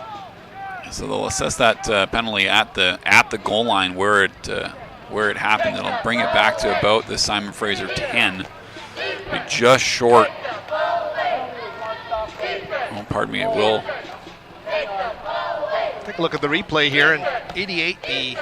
We're not going to see that. That replay won't show us much. It shows us the touchdown being scored, but not the penalty that took place. So it was after yards were gained, so it will be a first down. First and goal looks like just inside the 10 here for Western Oregon, so they're going to have 3 cracks here in the red zone to try and put some more points up. Wolves are going to keep it on the ground. If they've ever been predictable, it's now, but it's working for them. As Poidu goes right into the end zone, Nick, they aren't trying to disguise anything. They're running the football right down your throat right now. And Simon Fraser, just that young offensive or defensive front seven, just unable to stop this big, burly offensive line that Western Oregon has. And Western Oregon running at will. We see it on the replay there. That's Poidu breaking tackles and falling in just across the goal line for another touchdown, putting the Wolves up 67-14 with the extra point is good. And we'll take another short break here. Clan football, 32 seconds left in the third quarter. Western Oregon 68, Simon Fraser 14. Mental illness is something anyone can suffer from. It isn't a choice or a weakness, and you can't just snap out of it. But with support, we can make each other better. Check in and care for your friends, teammates, or colleagues, and be a good listener for them. Ask them how they're doing and if you can do anything to help. It begins the crucial first step of decreasing the stigma so that we can open up a conversation. Educate yourself about mental health and help break down the myths and stereotypes. Together, we can shape the dialogue about mental health within our community.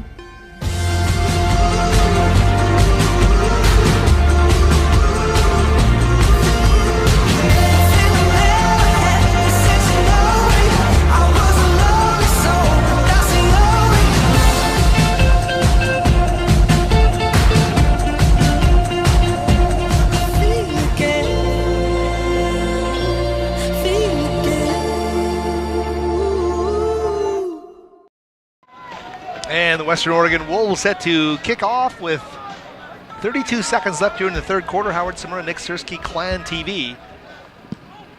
And the kickoff following yet another Western Oregon touchdown to Gavin Cobb at his own 5-yard line. Here's Cobb. Looked like he might break that initial wave. Still a nice return, Nick, out to about his own 28-yard line.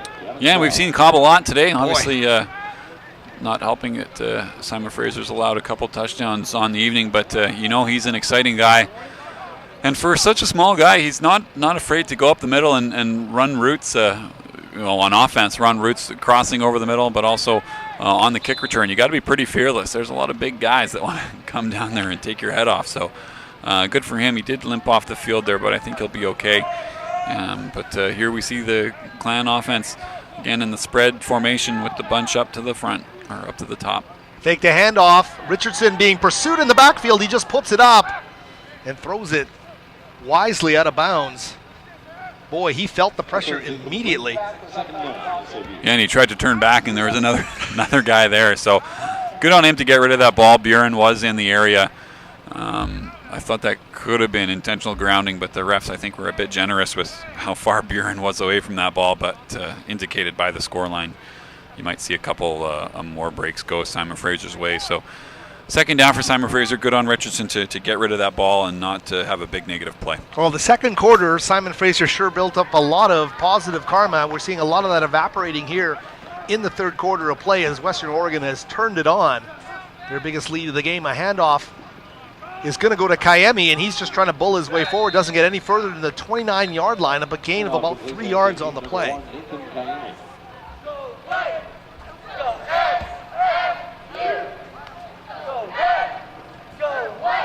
Simon Fraser today with a kickoff return touchdown from Gavin Cobb, as well a nice touchdown pass to Ryzen John in the far corner of the end zone. The 2 scores for the Clan as we now get set to enter the fourth quarter.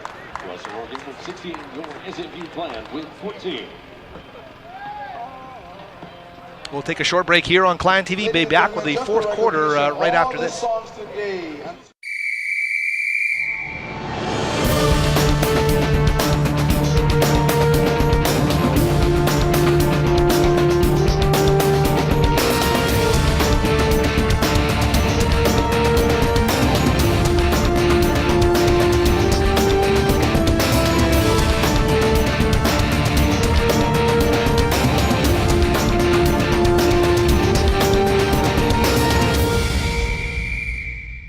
For me, one word to describe competing for SFU is pride, because every year my teammates and I push each other to do more than the year before.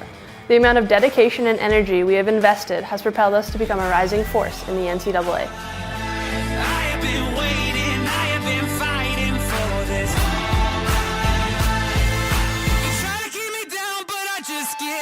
I am Michelle Waters, and I am proud to be on Canada's NCAA women's golf team. And sort of joining a little bit late, that pass incomplete to Ryzen John on third down. John close to making the catch here, unable to bring it down, but he's had a nice game here for Simon Fraser. Been targeted a lot, as we mentioned. He's really coming into his own here today. We've seen some great performances by him and Mr. Bailey on the defensive side. But yeah, Simon Fraser's offense just sputtering here a bit in the third quarter. You know, as we enter into the fourth here, Simon Fraser's just got to stay positive. Obviously, the scoreline is not what you want and where you'd hope to be today, but just got to keep staying positive and keep building on those little victories. They do go into a bye next week, so they've got some time to heal up and see if Jana can come back healthy as well and give Bjorn more time for that leg to heal. So our next game, October the 21st, is a 6 o'clock start against Azusa Pacific. And that game will be played in Glendora, California. But that is coming off the bye week, Nick, as you mentioned, the next action for this Clan football team. As well, October the 28th, Clan TV, 1 o'clock here. And that's going to be against Humboldt State. We'll be back in action. We'll be back for that one. And certainly the schedule doesn't get any easier for this Clan team. Great teams here in the GNAC. Simon Fraser's rebuild will continue. Here's a handoff. And that's going to be Devon Fortier, number 31, again, getting a nice chunk. And boy, Western Oregon, it doesn't matter what kind of permutation of talent they have on the field, they're getting great gains on first down. It's really setting up so much for them. Well, and you're seeing the guys in on the tackle. That's Karsten's number 26. He's a freshman. Loeb's number 22. He's a junior, one of the few juniors that's on this team too. So just seeing how young this SFU on both sides of the ball, everywhere, they're young, and you hope that they don't get too down on themselves again. Only halfway through this season here, and a second half of games after this bye week, a second slate of games that they can play and hopefully keep building towards next season. Well, a nice scramble there down to about the 40-yard line. And Ty Curry, the third-string quarterback, now in the game. He's a 6'2", 205-pound sophomore to Wairika, California. We'll see it on the replay here, Howie, and he just, Western Oregon's been pretty predictable on offense, so he's now pulls that himself, calls his own number, and gets about 10 yards. SFU really crashing that end down to try and stop this rushing attack that through the third quarter really put some points up on the board and put some yards in the score sheet. Curry's handoff to Fortier, breaks one tackle, crosses the 30, gets dragged down by a host of Clan players at about the SFU 26-yard line, a flag on the field. It's probably going to be another holding call on the receiver down the field. We'll see if we can see it on the replay, but Fortier cuts out to his left side, breaks the tackle, stumbles, but stays alive. No, we can't quite catch the hold on there, but could have been 82 down the field. 82 is Krupski. Did they pick that up?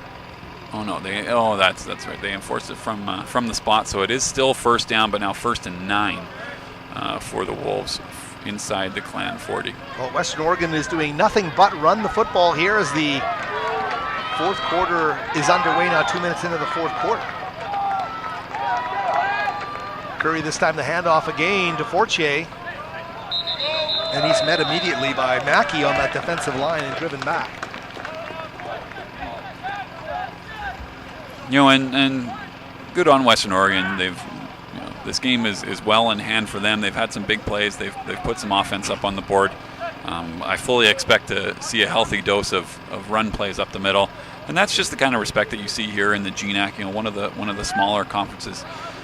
Teams not running scores up on purpose, and just, you know, they are taking care of their own in a sense, and you're right about that. And as well, the coaching staff here at Western Oregon realizes how many chances are they going to have to put in, you know, Ty Curry this season at quarterback and get him some snaps. Get him some meaningful reps too, right? Exactly. And you know, Howie, I was a backup my whole career at Queens, and I always loved trying to get in the game. But well, a handoff is going to go to Fortier, and he's a ways down the depth chart, and he's going to go all the way to the house, take it in for the touchdown. Yeah, and you know, sophomore getting some meaningful snaps here in his second season with the Wolves, and that's what we're going to see here in the fourth quarter. You know, some young guys getting some reps.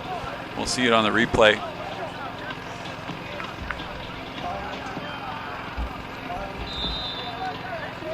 Fortier just with the run down the left side, and able to outrace the Clan defenders, scoring the touchdown.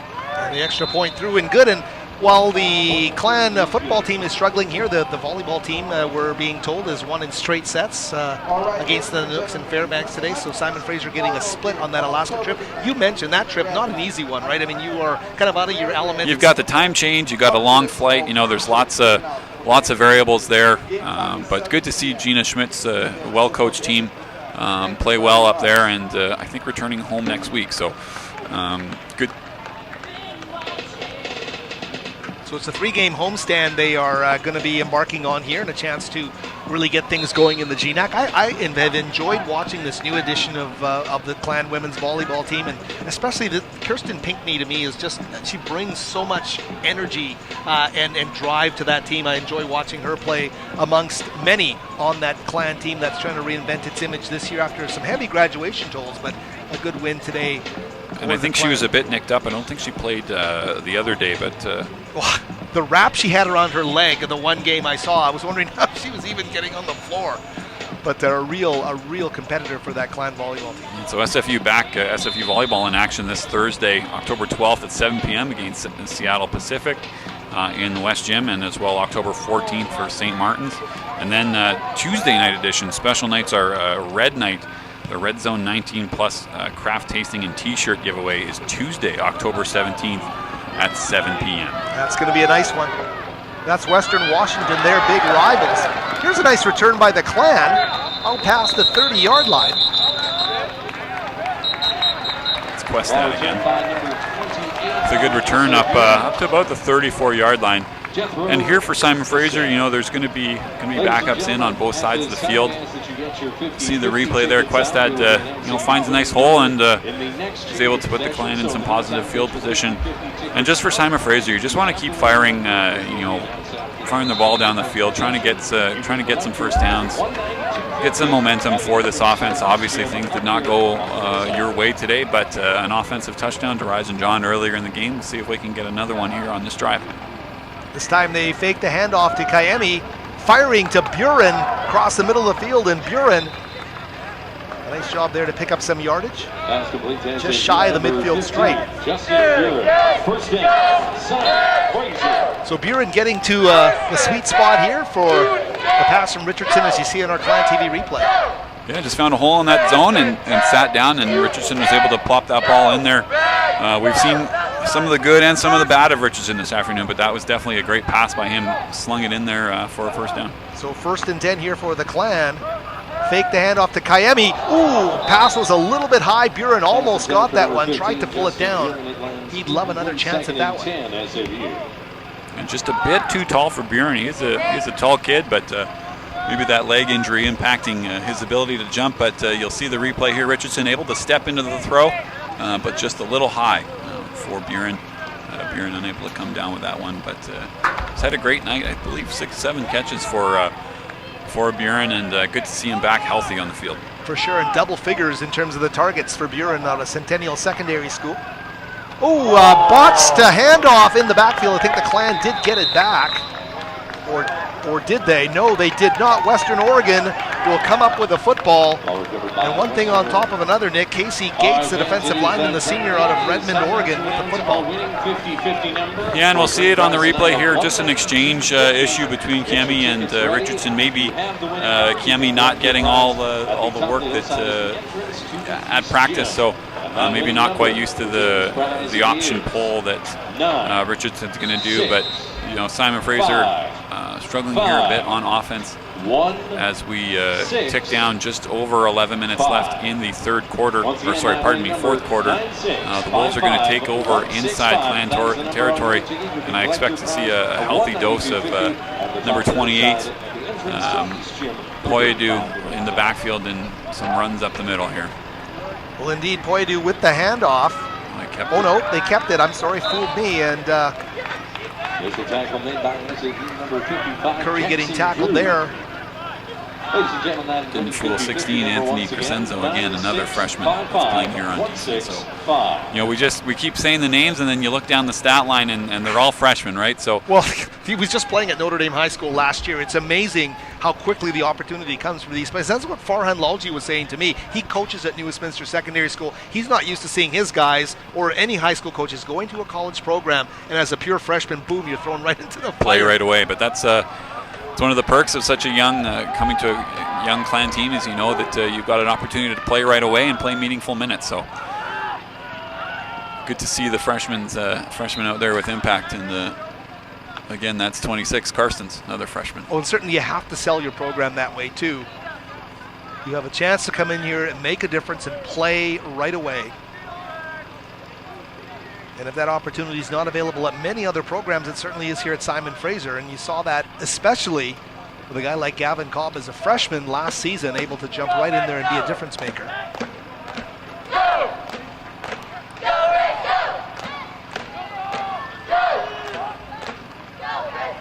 Curry to Poyadu, the handoff, and he barrels into the Clan defense.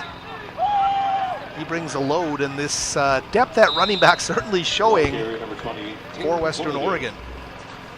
Take a look on the Clan TV replay, and especially note the hit that Poyadu delivers to the Clan at the end of that play.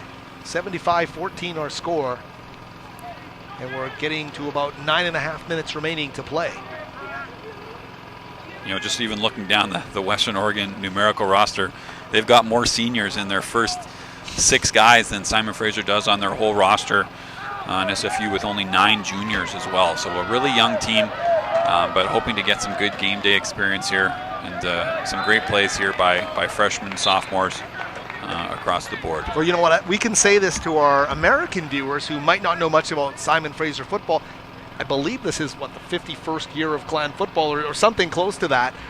You know what? I don't know they've ever had a team this young. Maybe they did in the first, maybe in, you know what, 1965 or whatever it was. I mean, it has been a very long time. This is one of the youngest Clan teams we've ever seen.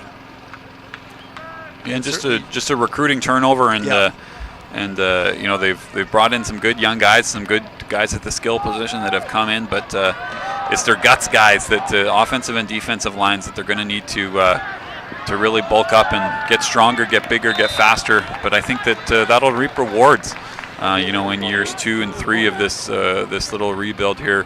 Head coach Kelly Bates is, you know, committed to this program and doing some great work. And I think that there's bright things ahead for this Simon Fraser team. They just have to stay the course, and as tough as it is, and as painful as it is, and it's been painful at times, obviously, they have to stay the course here. And Poyadu there off the option.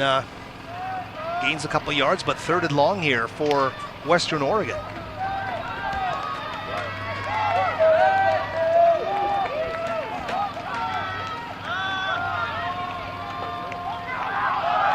pass completion. Fumble, and picked Simon up by Fraser Simon Fraser.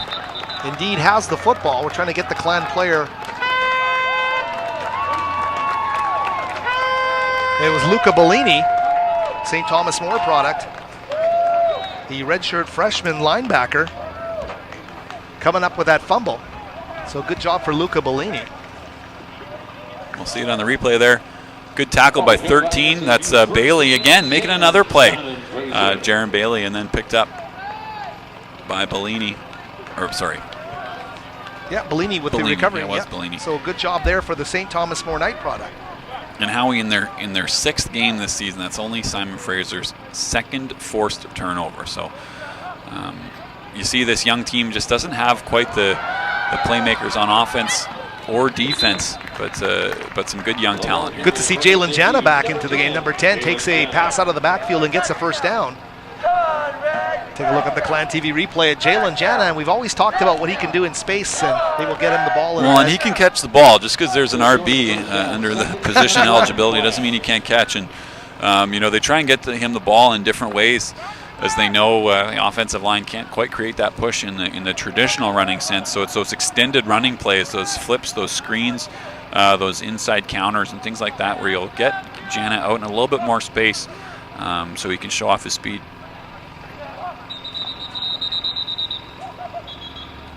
Oh, my apologies. I thought Jana had a first down and saying actually second and short here, 2nd and 1. I think SFU called a timeout there. So with just over 7 minutes left, or just under 7 minutes left in the fourth quarter, we'll take a short break and be right back with you on Simon Fraser Clan Football. To me, one word to describe competing for SFU is inspiring, because every day I get to train alongside some of the best athletes from different teams. Their accomplishments push me to work hard so I can leave a legacy on my program.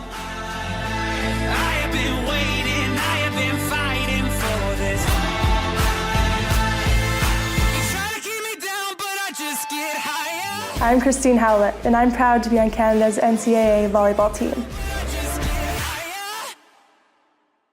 From court to court and lane to lane, under the lights or under the sun, no one delivers Division II sports like NCAA.com.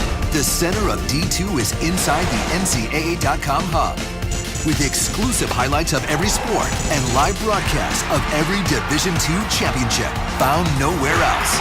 Make NCAA.com yours, the home of Division II college sports. Folks, while we have you again, stay connected with us on Facebook, Twitter, and Instagram at SFU Clan, or visit us on the web, athletics.sfu.ca, for schedules, scores, stats, and a whole lot more. Couple of nice moves there by Jana, Nick. He dances a bit in the hole and is able to get the first down.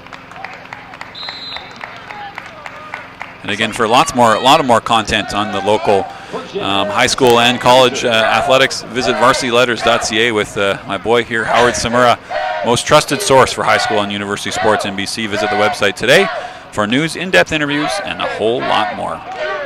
And we'll have more on Simon Fraser Athletics this coming week. Soccer and volleyball big here, as well as cross country. Nice pass out of the backfield to Jana again. And this time out to about the 38-yard line. Sorry to put you on the spot here, Howie, but you bringing back your podcast anytime soon? I want to. You know, our good friend, producer, engineer, Gabe Lynn, has offered his services to help me. I'm a little behind technically. Oh, okay. But Gabe's there with all of that to get us going. So hopefully we'll have that on. And well, that's okay. We enjoy the content you do provide for sure, and really appreciate all the support that you have for local athletics, both here and across the city and the province. So. Well, thank you for that, and the support of Simon Fraser Athletics has been huge as well, as well as a number of other local schools and high school associations as well, to keep that independent voice out there for university and high school sports news.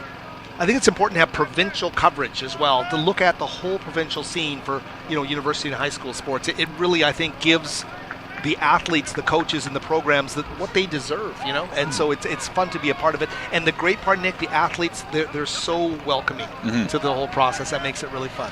For sure, and you've got your big basketball tournament coming up later this month or next month? It'll be, last couple weeks in December, the Summer Basketball Invitational for sure. We'll be out at the Langley Event Center for that. There is a first down pass, I believe, out to Buren. It'd be great to see Simon Fraser get it into the end zone one more time here this afternoon. There's 5:38 left in this game. First down, Simon Fraser. They do give him the first down there, so 1st and 10 at the 44, and again, just one of those quick passes to Buren and trying to make him some space. And those seniors, of course, we have a bye next week, Clan on the road, so they're not back for a few weeks here. But the amount of games you have to play in front of your home crowd, if you're a senior, a guy like Buren, the limited opportunities, you really want to make the most. Exactly. Of the waning moments of your collegiate career. Here's the Clan again, Richardson, feeling the pressure and is going to get sacked. Simon Fraser's offensive line just unable to keep the pass rush off of Myles Richardson. And some good coverage there downfield by Western Oregon. Richardson had nowhere to go. Decided to tuck it and take the sack, but a big negative loss there on first down. I'll bring up 2nd and 19 for Simon Fraser. Just over 4.5 minutes left here in the 4th.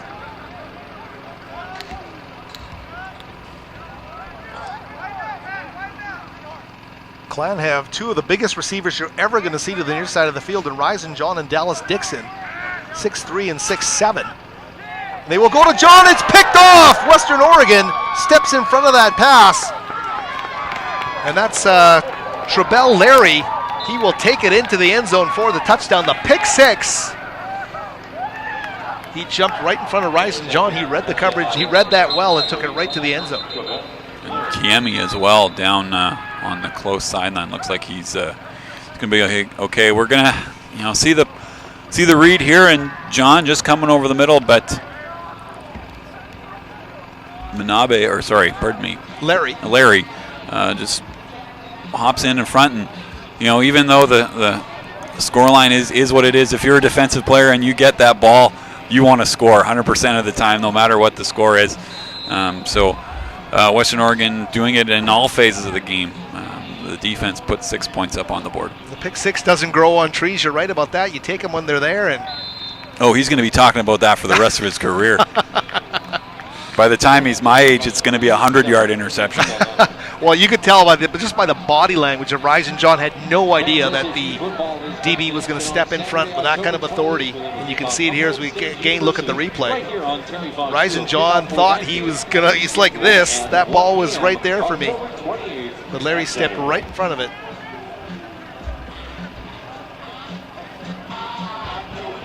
Didn't even need an escort into the end zone. He just took it straight in himself, and the score now 82-14. There we see beautiful Terry Fox Field up on Burnaby campus there. Nice to have the games back here, Howie. It is. And the stadium project is on the way. I know that, there can be somewhat of a doom and gloom thought when you look at a score line like this, but you know what? They're committed to Simon Fraser football, what it means to people in this province, and as a proud program at this university, and program that sent, I'm sure the number is still true, more players to the CFL than any other program in the country. So this Simon Fraser program has got to weather the storm here, and with the promise of good days down the road, let's hope that happens. Yeah, we're going to get a nice warm press box with that new stadium. It's better than this little tent we got here. Our broadcast location, indeed, a tent here on the hill overlooking the field. Simon Fraser with a nice job there as Questad comes up the field, crosses midfield, and gets knocked out of bounds at about the 40-yard line. Nice return. You know what? I got to say, he's got to be the first Jethro in the history of Simon Fraser football. I don't know of any others in the past, but Jethro Questad with a nice return, number 28. And gives Simon Fraser an opportunity to put some points on the board here. Lots of time left, 4 minutes left. Ball at the Western Oregon 42-yard line. And we've seen some good stuff from this Simon Fraser kickoff return team. I mean, you hate to say it, they've had a lot of practice, but good to see them, having the ball over midfield multiple times this afternoon. Nice job there, nice feel for what was happening on the handoff. And that, for Simon Fraser, is number 29, Deontay Simon. He is a 6 foot, 190-pound freshman from Tacoma's Lincoln High School. And there we see another freshman who got some game action last week with Jana out. But good to see another young offensive skill player making an impact here for Simon Fraser. I like the little pause he took to let things set up for himself. He's got a nice feel with the football. And I think some positive gains there, maybe a couple of yards on that carry. We talked about opportunity for these young players, and certainly seeing them get their chance right now. And Simon, well, that's what it's all about, right? You go to university football to play, right? And so for some young guys that may go somewhere else and not play, sit for a couple of years, Simon Fraser is a great opportunity for them to play and play right away if they've got the skills. This time it's an option pitch to Simon, and he is going to be held shy of the first down by a couple of yards, I think. That one late flag down the field as well. That play a little slow in developing, Nick, as you mentioned, a flag, and we'll see what happens here.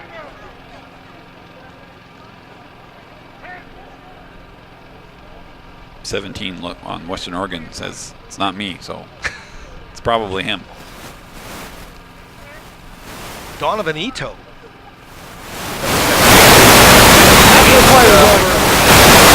First down here for the Clan. 15 yards. First down. Another one of their Hawaiian players. They have a number of players from Honolulu on their football team, and Donovan Ito being one of them. First and 10 for the Clan, right on the edge of the red zone here at the 20-yard line. So some great field position, as Nick says, plenty of time here to finish on a high note for the Clan. Pass to Ryzen John, a completion, and Ryzen down the sidelines to about the 12 or 13-yard line, I think. That is one really cool thing you see in the GNAC is just that recruiting net of where they're going. You know, you're looking down the roster, you see Oregon, Hawaii, Washington, California on both sides of the ball.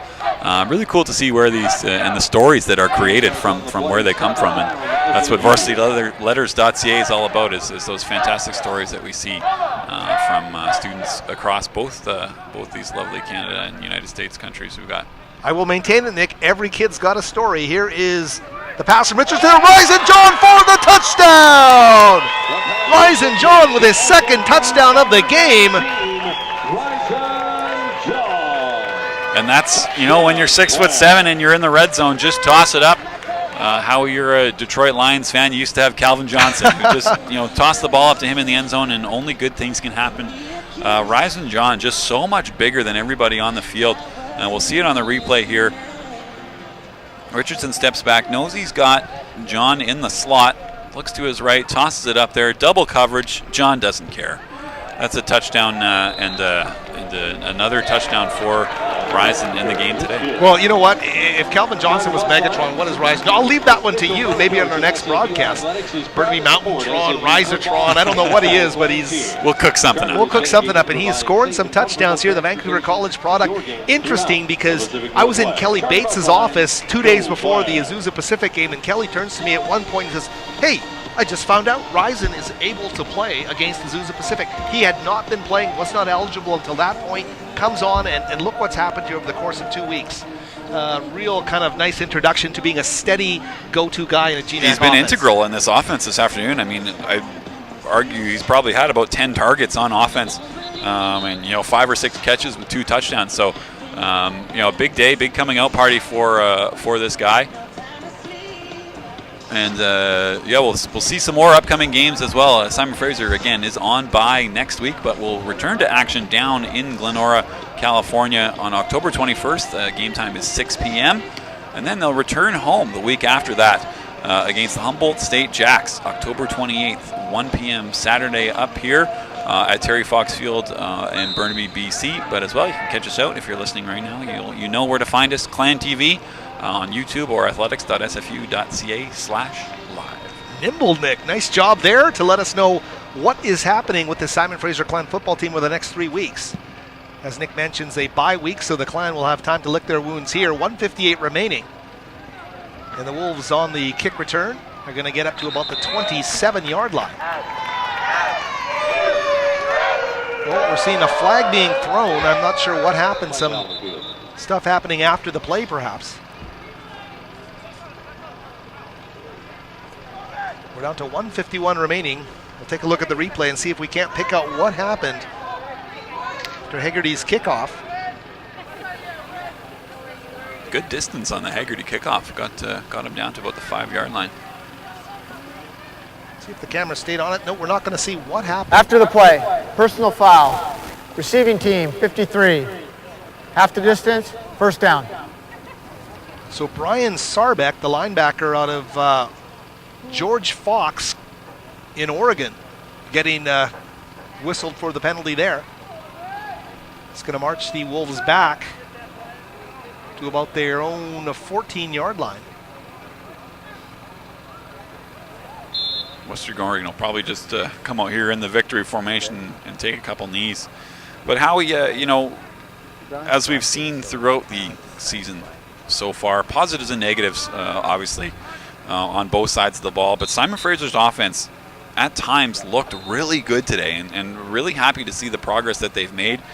You know, we mentioned points have been hard to come by, but putting up 21 here today is the second most of the season.